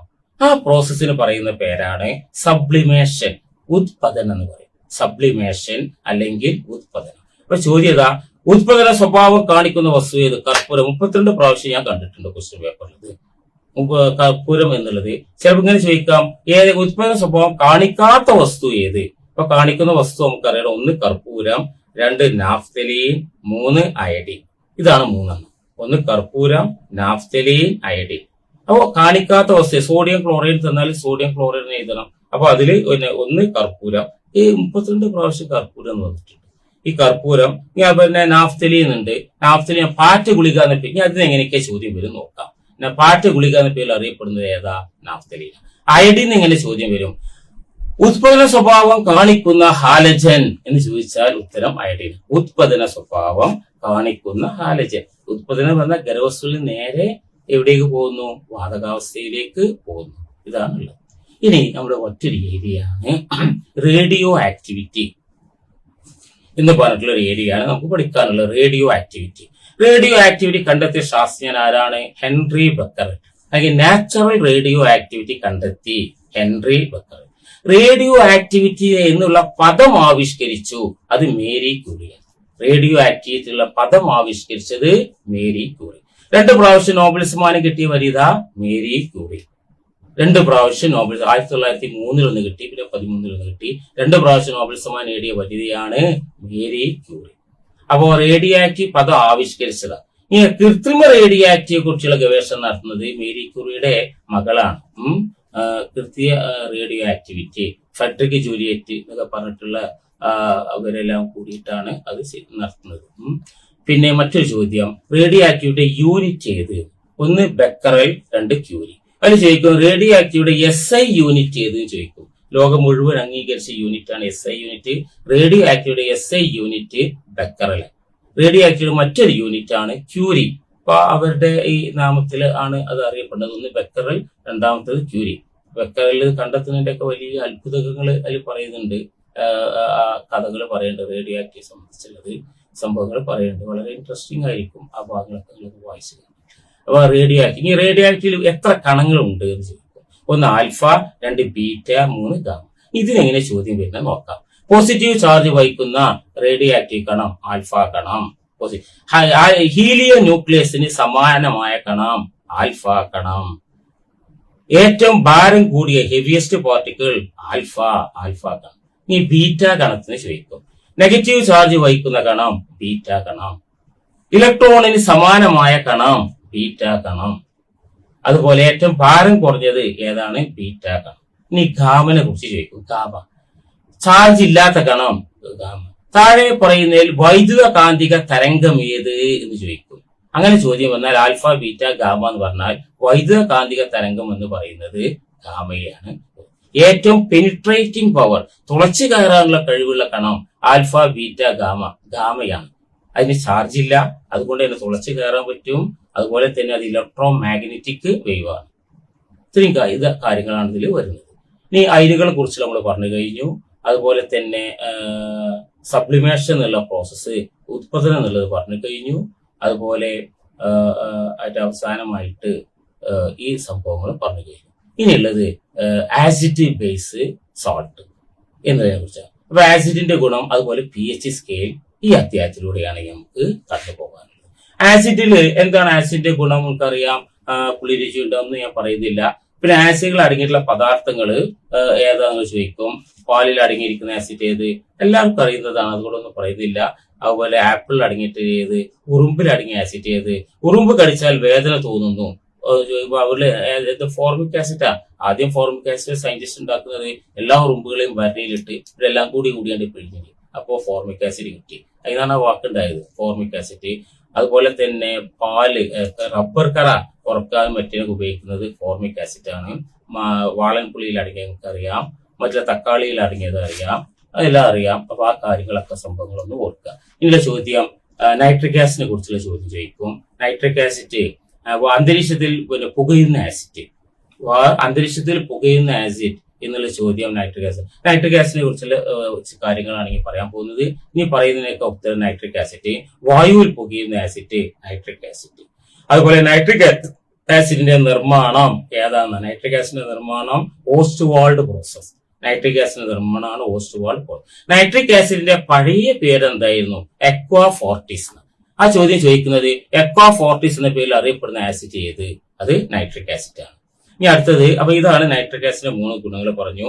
വായുവിൽ പുകയുന്ന ആസിഡ്, അതുപോലെ എക്വാ ഫോർട്ടിസ് പഴയ പേര്, അതുപോലെ ഓസ്റ്റ്വാൾഡ് പ്രോസസ്, ഇവിടെയാണ് നൈട്രിക് ആസിഡ് നിർമ്മിക്കുന്നത്. ഈ സൾഫ്യൂരിക് ആസിഡ്, ഒരു രാജ്യത്തിന്റെ പുരോഗതി മുഴുവനും അറിയണമെങ്കിൽ ആ രാജ്യത്ത് എത്ര സൾഫ്യൂരിക് ആസിഡ് ഉണ്ടാക്കുന്നുണ്ട്, നൈട്രിക് ആസിഡ് ഉണ്ടാക്കുന്നുണ്ട് എന്ന് ഓർത്താൽ മതി. അതുപോലെ ഈ സൾഫ്യൂരിക് ആസിഡിനെ കുറിച്ചാണ് പറയുന്നത്. ഫോർമുല H2SO4 സൾഫ്യൂരിക് ആസിഡിന്റെ ഫോർമുല. ഒന്നാമത്തെ ചോദ്യം, രാസവസ്തുക്കളുടെ രാജാവ് സൾഫ്യൂരിക് ആസിഡ്. സൾഫ്യൂരിക് ആസിഡ് ഉണ്ടാക്കുന്ന പ്രക്രിയ കോണ്ടാക്ട് പ്രോസസ്. സൾഫ്യൂരിക് ആസിഡ് ഉണ്ടാക്കുന്ന പ്രക്രിയയാണ് കോണ്ടാക്ട് പ്രോസസ്. അവിടെ താജ്മഹലിന്റെ നിറം മങ്ങുന്നു എന്നൊക്കെ കേട്ടിട്ടുണ്ടാവും. അതിന്റെ അടുത്തുള്ള ഒരു സൾഫർ ഡയോക്സൈഡ് ഫാക്ടറി ഉണ്ട്.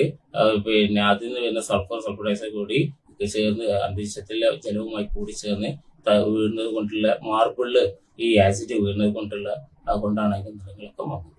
ഇതാണ് സൾഫ്യൂരിക് ആസിഡിനെ കുറിച്ച് പറയാനുള്ളത്. ആദ്യമായി ഉപയോഗിച്ച ആസിഡ് അസറ്റിക് ആസിഡ്. വിനാഗിരിയിൽ അടങ്ങിയ ആസിഡ് ഏത് ചോദിക്കും? അതേതാണ്? Acetic acid. വിനാഗിരിയിൽ അടങ്ങിയിട്ടുള്ള ആസിഡാണ് അസറ്റിക് ആസിഡ്. ഹൈഡ്രോക്ലോറിക് ആസിഡ് നമുക്കറിയാം HCl. ആമാശയരസത്തിൽ അടങ്ങിയിട്ടുള്ളത് ഏത് ചോദിച്ചിട്ടുണ്ട്? അത് HCl ആണ്. ഇനി നമ്മൾ pH സ്കെയിലിനെ കുറിച്ചാണ് പറയുന്നത്. pH സ്കെയിലിൽ നമുക്ക് 0 to 14 വരെ, അതിന്റെ മധ്യത്തിലാണ് 7.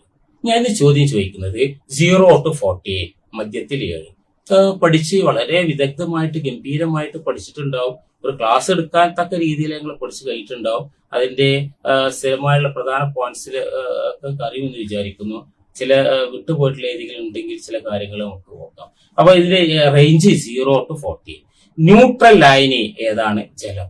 ജലത്തിന്റെ pH മൂല്യം 7.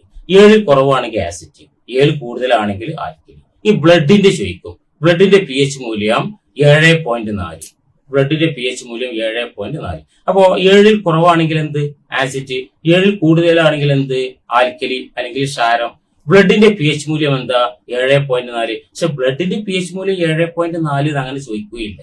പകരം ചോദ്യം ഇങ്ങനെ, ബ്ലഡിന് നേരിയ ഡാഷ് ഗുണമാണ് ഉള്ളത്.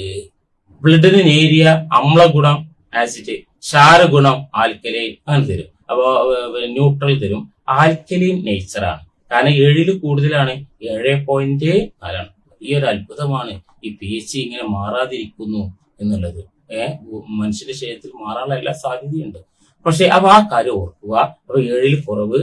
ആരാണ് pH മൂല്യം എന്നില്ല കണ്ടെത്തിയത് സൊറാൻസൺ. ഡാനിഷ് ശാസ്ത്രജ്ഞനായിരുന്നു സൊറാൻസൺ ആണ് ഹൈഡ്രജൻ പൊട്ടൻസ് എന്നാണ് ഇത് അറിയപ്പെടുന്നത്.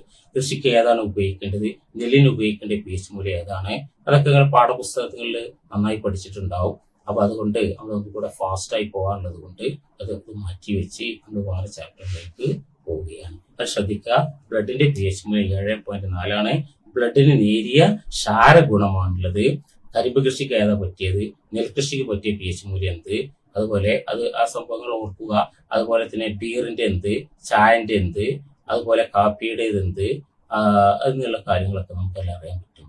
ബീർ വേണോ, കാപ്പി വേണോ, ചായ വേണോ, മൂത്രം ഒഴിച്ചോ, പാല് കുടിച്ചോ എന്നോട് ഓർത്ത് കഴിഞ്ഞാൽ തന്നെ 0.5 അങ്ങ് കൂട്ടിപ്പോയാൽ മതി.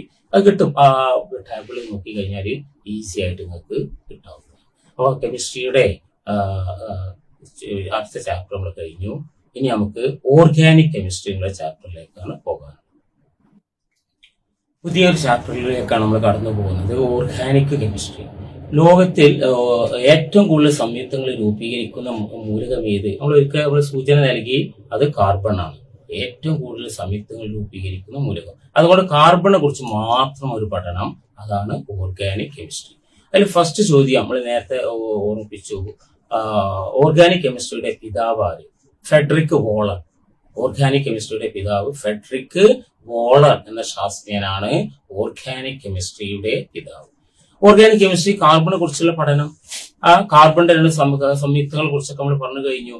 അതില് 2 ചോദ്യം വരുന്നത് ഹൈഡ്രോ കാർബൺ എന്നുണ്ട്, കാർബോഹൈഡ്രേറ്റ് എന്നുണ്ട്. അതിൽ നോക്കാം. ഹൈഡ്രോ കാർബൺസ് പറഞ്ഞാൽ പെട്രോളിയം പ്രോഡക്റ്റിനെയാണ് നമ്മൾ ഹൈഡ്രോ കാർബൺസ് എന്ന് പറയുന്നത്. അത് 2 മൂലകങ്ങളുള്ളൂ. ഒന്ന് കാർബൺ, മറ്റൊന്ന് ഹൈഡ്രജൻ. ഇതിനെയാണ് നമ്മൾ ഹൈഡ്രോ കാർബൺസ് എന്ന് പറയുന്നത്. അപ്പൊ ഹൈഡ്രോ കാർബൺസ് അടങ്ങിയ മൂലകങ്ങള് കാർബണ്, ഹൈഡ്രജന്, നൈട്രജൻ ഇവയെല്ലാം ഉണ്ടാവും. അപ്പൊ കാർബൺ പിന്നെ അതുപോലെ ഹൈഡ്രജൻ, എയും ബിയും എന്നുണ്ടെങ്കിൽ എയും ബിയും എഴുതണം. കാരണം ഹൈഡ്രോ കാർബണിൽ 2 മൂലകങ്ങളുള്ളൂ, ഒന്ന് കാർബൺ, ഹൈഡ്രജൻ. ഇതിനെയാണ് നമ്മൾ പെട്രോളിയം പ്രോഡക്ട്സ് എന്ന് പറയുന്നത്. ഈ മറ്റൊരു ചോദ്യം, ഈ പെട്രോളിയം പ്രോഡക്ട്സിന് അതിന്റെ ശുദ്ധീകരണത്തിന് ഉള്ള പ്രക്രിയ ഏതെന്ന് ചോദിക്കും. പെട്രോളിയം പ്രോഡക്റ്റിനെ ശുദ്ധീകരണത്തിന് ഉപയോഗിക്കുന്ന പ്രക്രിയയാണ് ഫ്രാക്ഷണൽ ഡിസ്റ്റിലേഷൻ അംശിക സ്വേദനം. അതാണ്. അപ്പൊ അംശിക സ്വേദനം മൂലം ഉണ്ടാക്കുന്നത് ആ പ്രക്രിയയാണ് ഫ്രാക്ഷണൽ ഡിസ്റ്റിലേഷൻ. അപ്പൊ ഹൈഡ്രോ കാർബൺ പറഞ്ഞു, ബ്യൂട്ടേനെ കുറിച്ചാണ് പറഞ്ഞു. ഈ 3 ഗ്രൂപ്പുകളുണ്ട്. അതിൽ ഒന്ന് ആൽക്കെയിൻസ് എന്ന് പറയും. ആൽക്കെയിൻസ് പറയുമ്പോ CnH2n+2, അതായത് കാർബൺ CN നമ്പർ പ്ലസ് 2 മടങ്ങ് പ്ലസ് 2 മടങ്ങ് കൂട്ടുക, 2 കൊണ്ട് ഗുണിക്കുക, 2 കൂട്ടുക. ഉദാഹരണമായിട്ട് മീഥേൻ, ഒന്ന് ഈഥേൻ, ഏനി എന്ന് പറയല്, ആൽക്കെയിൻ, മീഥേൻ, ഈഥേൻ, പ്രൊപ്പേൻ, പെന്റേൻ, ഹെക്സേൻ, അങ്ങനെ പോകും. അതായത് എല്ലാം ആൽക്കെയിൻ എന്ന് പറയും. അപ്പൊ ആൽക്കെയിൻ ഗ്രൂപ്പിന്റെ ഫോർമുല എന്തെന്ന് ചോദിച്ചാൽ CnH2n+2. ഉദാഹരണം മീഥേൻ CH4, കാർബണിന്റെ ആറ്റം 1, അതിന്റെ 2 കൊണ്ട് ഗുണിക്കുക അപ്പൊ 2 കൂട്ടുക 4, അപ്പൊ CH4. കോപ്പർ ഗ്യാസ് ഒക്കെ നമ്മൾ പറഞ്ഞു കഴിഞ്ഞു. 2 ഈഥേൻ എന്താ C2, അപ്പൊ 2 കൊണ്ട് ഗുണിക്കുക 4, 2 കൂട്ടുക 6, അപ്പൊ C2H6. പ്രൊപ്പേൻ C3, 2 കൊണ്ട് ഗുണിക്കുക 6, 2 കൂട്ടുക അപ്പൊ 8. അപ്പൊ ഇതാണ് മീഥേൻ, ഈഥേൻ, പ്രൊപ്പേൻ. ബ്യൂട്ടേൻ നമ്മൾ പറഞ്ഞു കഴിഞ്ഞു. പെന്റേൻ, പെന്റഗൺ 4 കോർണർ, അങ്ങനെയാണ് പെന്റഗണിലെ പേര് വന്നത്. അപ്പൊ C5, 2 കൊണ്ട് ഗുണിക്കുക 10, 2 കൂട്ടുക 12, അപ്പൊ C5H12, അതാണ് പെന്റേൻ. ഇതാണ് ഇനി ആൽക്കീൻ എന്ന് പറയും, ENE അവസാനം. അത് വരുന്നതാണ് ഏത് ഇഥീൻ എന്നൊക്കെ പറഞ്ഞാണ്ട് വരുന്നത്, ENE അവസാനം വരുന്നത്. അതിന്റെ ഫോർമുല CnH2n. CnH2n. ആൽക്കെയിൻ പറഞ്ഞു, ആൽക്കൈൻസ് ഉണ്ട്, 3ാമത്തെ ഗ്രൂപ്പ്, അത് CnH2n-2. അവിടെ +2 ആയിരുന്നല്ലോ, അതിന് -2 കൊടുക്കുക. അസിറ്റിലീൻ ഒക്കെ പറഞ്ഞാണല്ലോ C2H4 എന്ന് പറഞ്ഞ ഗ്രൂപ്പൊക്കെ അതിൽ വരുന്നത്. ഇതാണ് അതിന്റെ ഡിവിഷൻസ്. ഇതൊക്കെ നിങ്ങൾ പഠിച്ചിട്ടുണ്ടാവുമെന്ന് വിചാരിക്കുന്നു. ഇനി അതിൽ ഇമ്പോർട്ടന്റ് ആയിട്ടുള്ള കാര്യം, ഇപ്പൊ ആൽക്കെയിൻ പറഞ്ഞു, അതുപോലെ ആൽക്കീൻ എന്താ പറഞ്ഞു, അതുപോലെ ആൽക്കൈൻസ് എന്താന്ന് നമ്മൾ പറഞ്ഞു. ഇനി കാർബോഹൈഡ്രേറ്റ്സ് ഉണ്ട്. നേരത്തെ പറഞ്ഞ hydro കാർബണാണ്.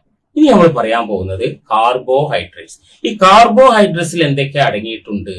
കാർബോഹൈഡ്രേറ്റ്സിൽ അടങ്ങിയിട്ടുള്ളത് carbon, hydrogen, oxygen, nitrogen. കാർബോഹൈഡ്രേറ്റിൽ അടങ്ങിയിട്ടില്ലാത്തത് ഏത്? കാർബൺ, ഹൈഡ്രജൻ, ഓക്സിജൻ, നൈട്രജൻ തരും. നൈട്രജന് കാർബോഹൈഡ്രേറ്റിൽ ഇല്ല. അതിലുള്ളത് കാർബൺ, ഹൈഡ്രജൻ, ഓക്സിജൻ. ഈ ഉദാഹരണം ഏതാ ചോദിക്കും? ഒന്ന് ഗ്ലൂക്കോസ്, രണ്ടാമത്തെ ഫ്രക്ടോസ്. ഗ്ലൂക്കോസിന്റെ ഫോർമുല എന്താ? C6H12O6 glucose. ഫ്രക്ടോസിന്റെ എന്താ?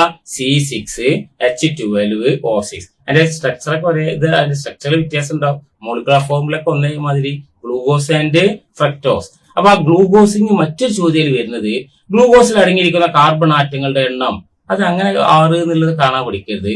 അതിന്റെ ഫോർമുല പഠിക്കുക, C6H12O6. ഗ്ലൂക്കോസിൽ അടങ്ങിയിരിക്കുന്ന കാർബൺ ആറ്റങ്ങളുടെ എണ്ണം 6, ഹൈഡ്രജൻ ആറ്റങ്ങളുടെ എണ്ണം 12, ഓക്സിജൻ ആറ്റങ്ങളുടെ എണ്ണം 6. ഫ്രക്ടോസിൽ അടങ്ങിയിരിക്കുന്നത് C6H12O6. ഫ്രക്ടോസിൽ അടങ്ങിയിരിക്കുന്നത് 6, hydrogen atom 12, oxygen atom 6. C6H12O6. ഇനി ഇതൊക്കെ കാർബോഹൈഡ്രേറ്റ്. ഇനി മറ്റു ചോദ്യം ചോദിക്കും, ഈ C6H12O6 ഗ്ലൂക്കോസ് 2 മോളിക്കൂൾ ആണെങ്കിൽ അതിൽ എത്ര ആറ്റങ്ങൾ ഉണ്ടാവും? എത്ര പ്രാവശ്യ കാറ്ററ്റിനൊക്കെ ചോദിച്ചിട്ടുള്ളത്. അപ്പൊ അതിലുള്ള മോളിക്കൂളിന്റെ എണ്ണം കൊണ്ട് ഇതിനെ ഗുണിക്കുക. അപ്പൊ നമുക്ക് ആകെ ആറ്റങ്ങളുടെ എണ്ണം എത്രയെന്ന് കിട്ടും. അപ്പോ കാർബോഹൈഡ്രേറ്റ് എന്താ പറഞ്ഞു, അതുപോലെ തന്നെ ഹൈഡ്രോ കാർബൺസ് എന്താ പറഞ്ഞു, അതുപോലെ പെട്രോളിയം പ്രോഡക്ട്സ് എന്താ പറഞ്ഞു, അത് ഫ്രാക്ഷണൽ ഡിസ്റ്റിലേഷന്റെ പ്രത്യേകത എന്താ എന്നുള്ളത് പറഞ്ഞു. ഇത്രയും കാര്യങ്ങളാണ് ഈ കാർബോഹൈഡ്രേറ്റിൽ നമ്മൾ പറഞ്ഞത്. ഇനി വാതക ഇന്ധനങ്ങൾ. വാതക ഇന്ധനങ്ങൾക്ക് ഉദാഹരണമാണ് ഒന്ന് വാട്ടർ ഗ്യാസ് എന്ന് പറയും. വാട്ടർ ഗ്യാസ് വന്നാൽ കാർബൺ മോണോക്സൈഡ് പ്ലസ് ഹൈഡ്രജൻ, ഇതാണ് വാട്ടർ ഗ്യാസ്. അപ്പൊ ചോദ്യം ഇതായിരിക്കും, വാതക ഇന്ധനം വാട്ടർ ഗ്യാസ്, പ്രൊഡ്യൂസർ ഗ്യാസ്. ഈ വാട്ടർ ഗ്യാസിന്റെ കാർബൺ മോണോക്സൈഡ് പ്ലസ് ഹൈഡ്രജൻ. ചോദ്യം, വാട്ടർ ഗ്യാസിൽ അടങ്ങിയിരിക്കുന്നത് കാർബൺ മോണോക്സൈഡും ഡാഷുമാണ്, അപ്പൊ ഹൈഡ്രജൻ എഴുതണം. പ്രൊഡ്യൂസർ ഗ്യാസിൽ അടങ്ങിയിരിക്കുന്നത് കാർബൺ മോണോക്സൈഡ് ഡാഷ്, ഏതാ? നൈട്രജനാണ്. ഇപ്പൊ വാട്ടർ ഗ്യാസിന്റെ formula carbon monoxide plus hydrogen. Producer ഗ്യാസിന്റെ formula carbon monoxide plus nitrogen. ഈ സസ്യങ്ങള്, ചെടികള് ഇവയൊക്കെയാണ് ഭാവിയിൽ കൽക്കരിയായിട്ട് മാറും. വീടിന് മുമ്പുള്ള മാവൊക്കെ കുറെ കാലം കഴിഞ്ഞാൽ കൽക്കരിയായിട്ട് മാറും. മനുഷ്യനും ജന്തുക്കളൊക്കെ എന്തായിട്ട് മാറും? പെട്രോളിയം ആയിട്ട് മാറും. ഒഴുകുന്ന സ്വർണം എന്നാണ് ആരറിയപ്പെടുന്നത്? പെട്രോളിയം. ശിലാതൈലം എന്ന പേരിൽ അറിയപ്പെടുന്നതാണ് ഏത്? പെട്രോളിയം. അവസാദ ശില അടുക്കുകളിൽ കാണുന്നതാണ് ഏത്? പെട്രോളിയം. എന്നുള്ള കാര്യങ്ങളെല്ലാം ശ്രദ്ധിക്കുക. ഇതാണ് ഇതിൽ വരുന്ന ഭാഗം. ഈ ചാപ്റ്റർ നമ്മൾ കഴിഞ്ഞു. എന്താണ് ഓർഗാനിക് കെമിസ്ട്രി, അതിൽ വരുന്ന ഭാഗങ്ങൾ ഏതൊക്കെയാണ്? അപ്പോൾ കാർബോഹൈഡ്രേറ്റ്, ഹൈഡ്രോ കാർബൺ എന്നുള്ള ആ ഏരിയയും അത് നമ്മുടെ വ്യത്യാസവും നന്നായി മനസ്സിലാക്കാൻ വേണ്ടി ശ്രമിക്കുക.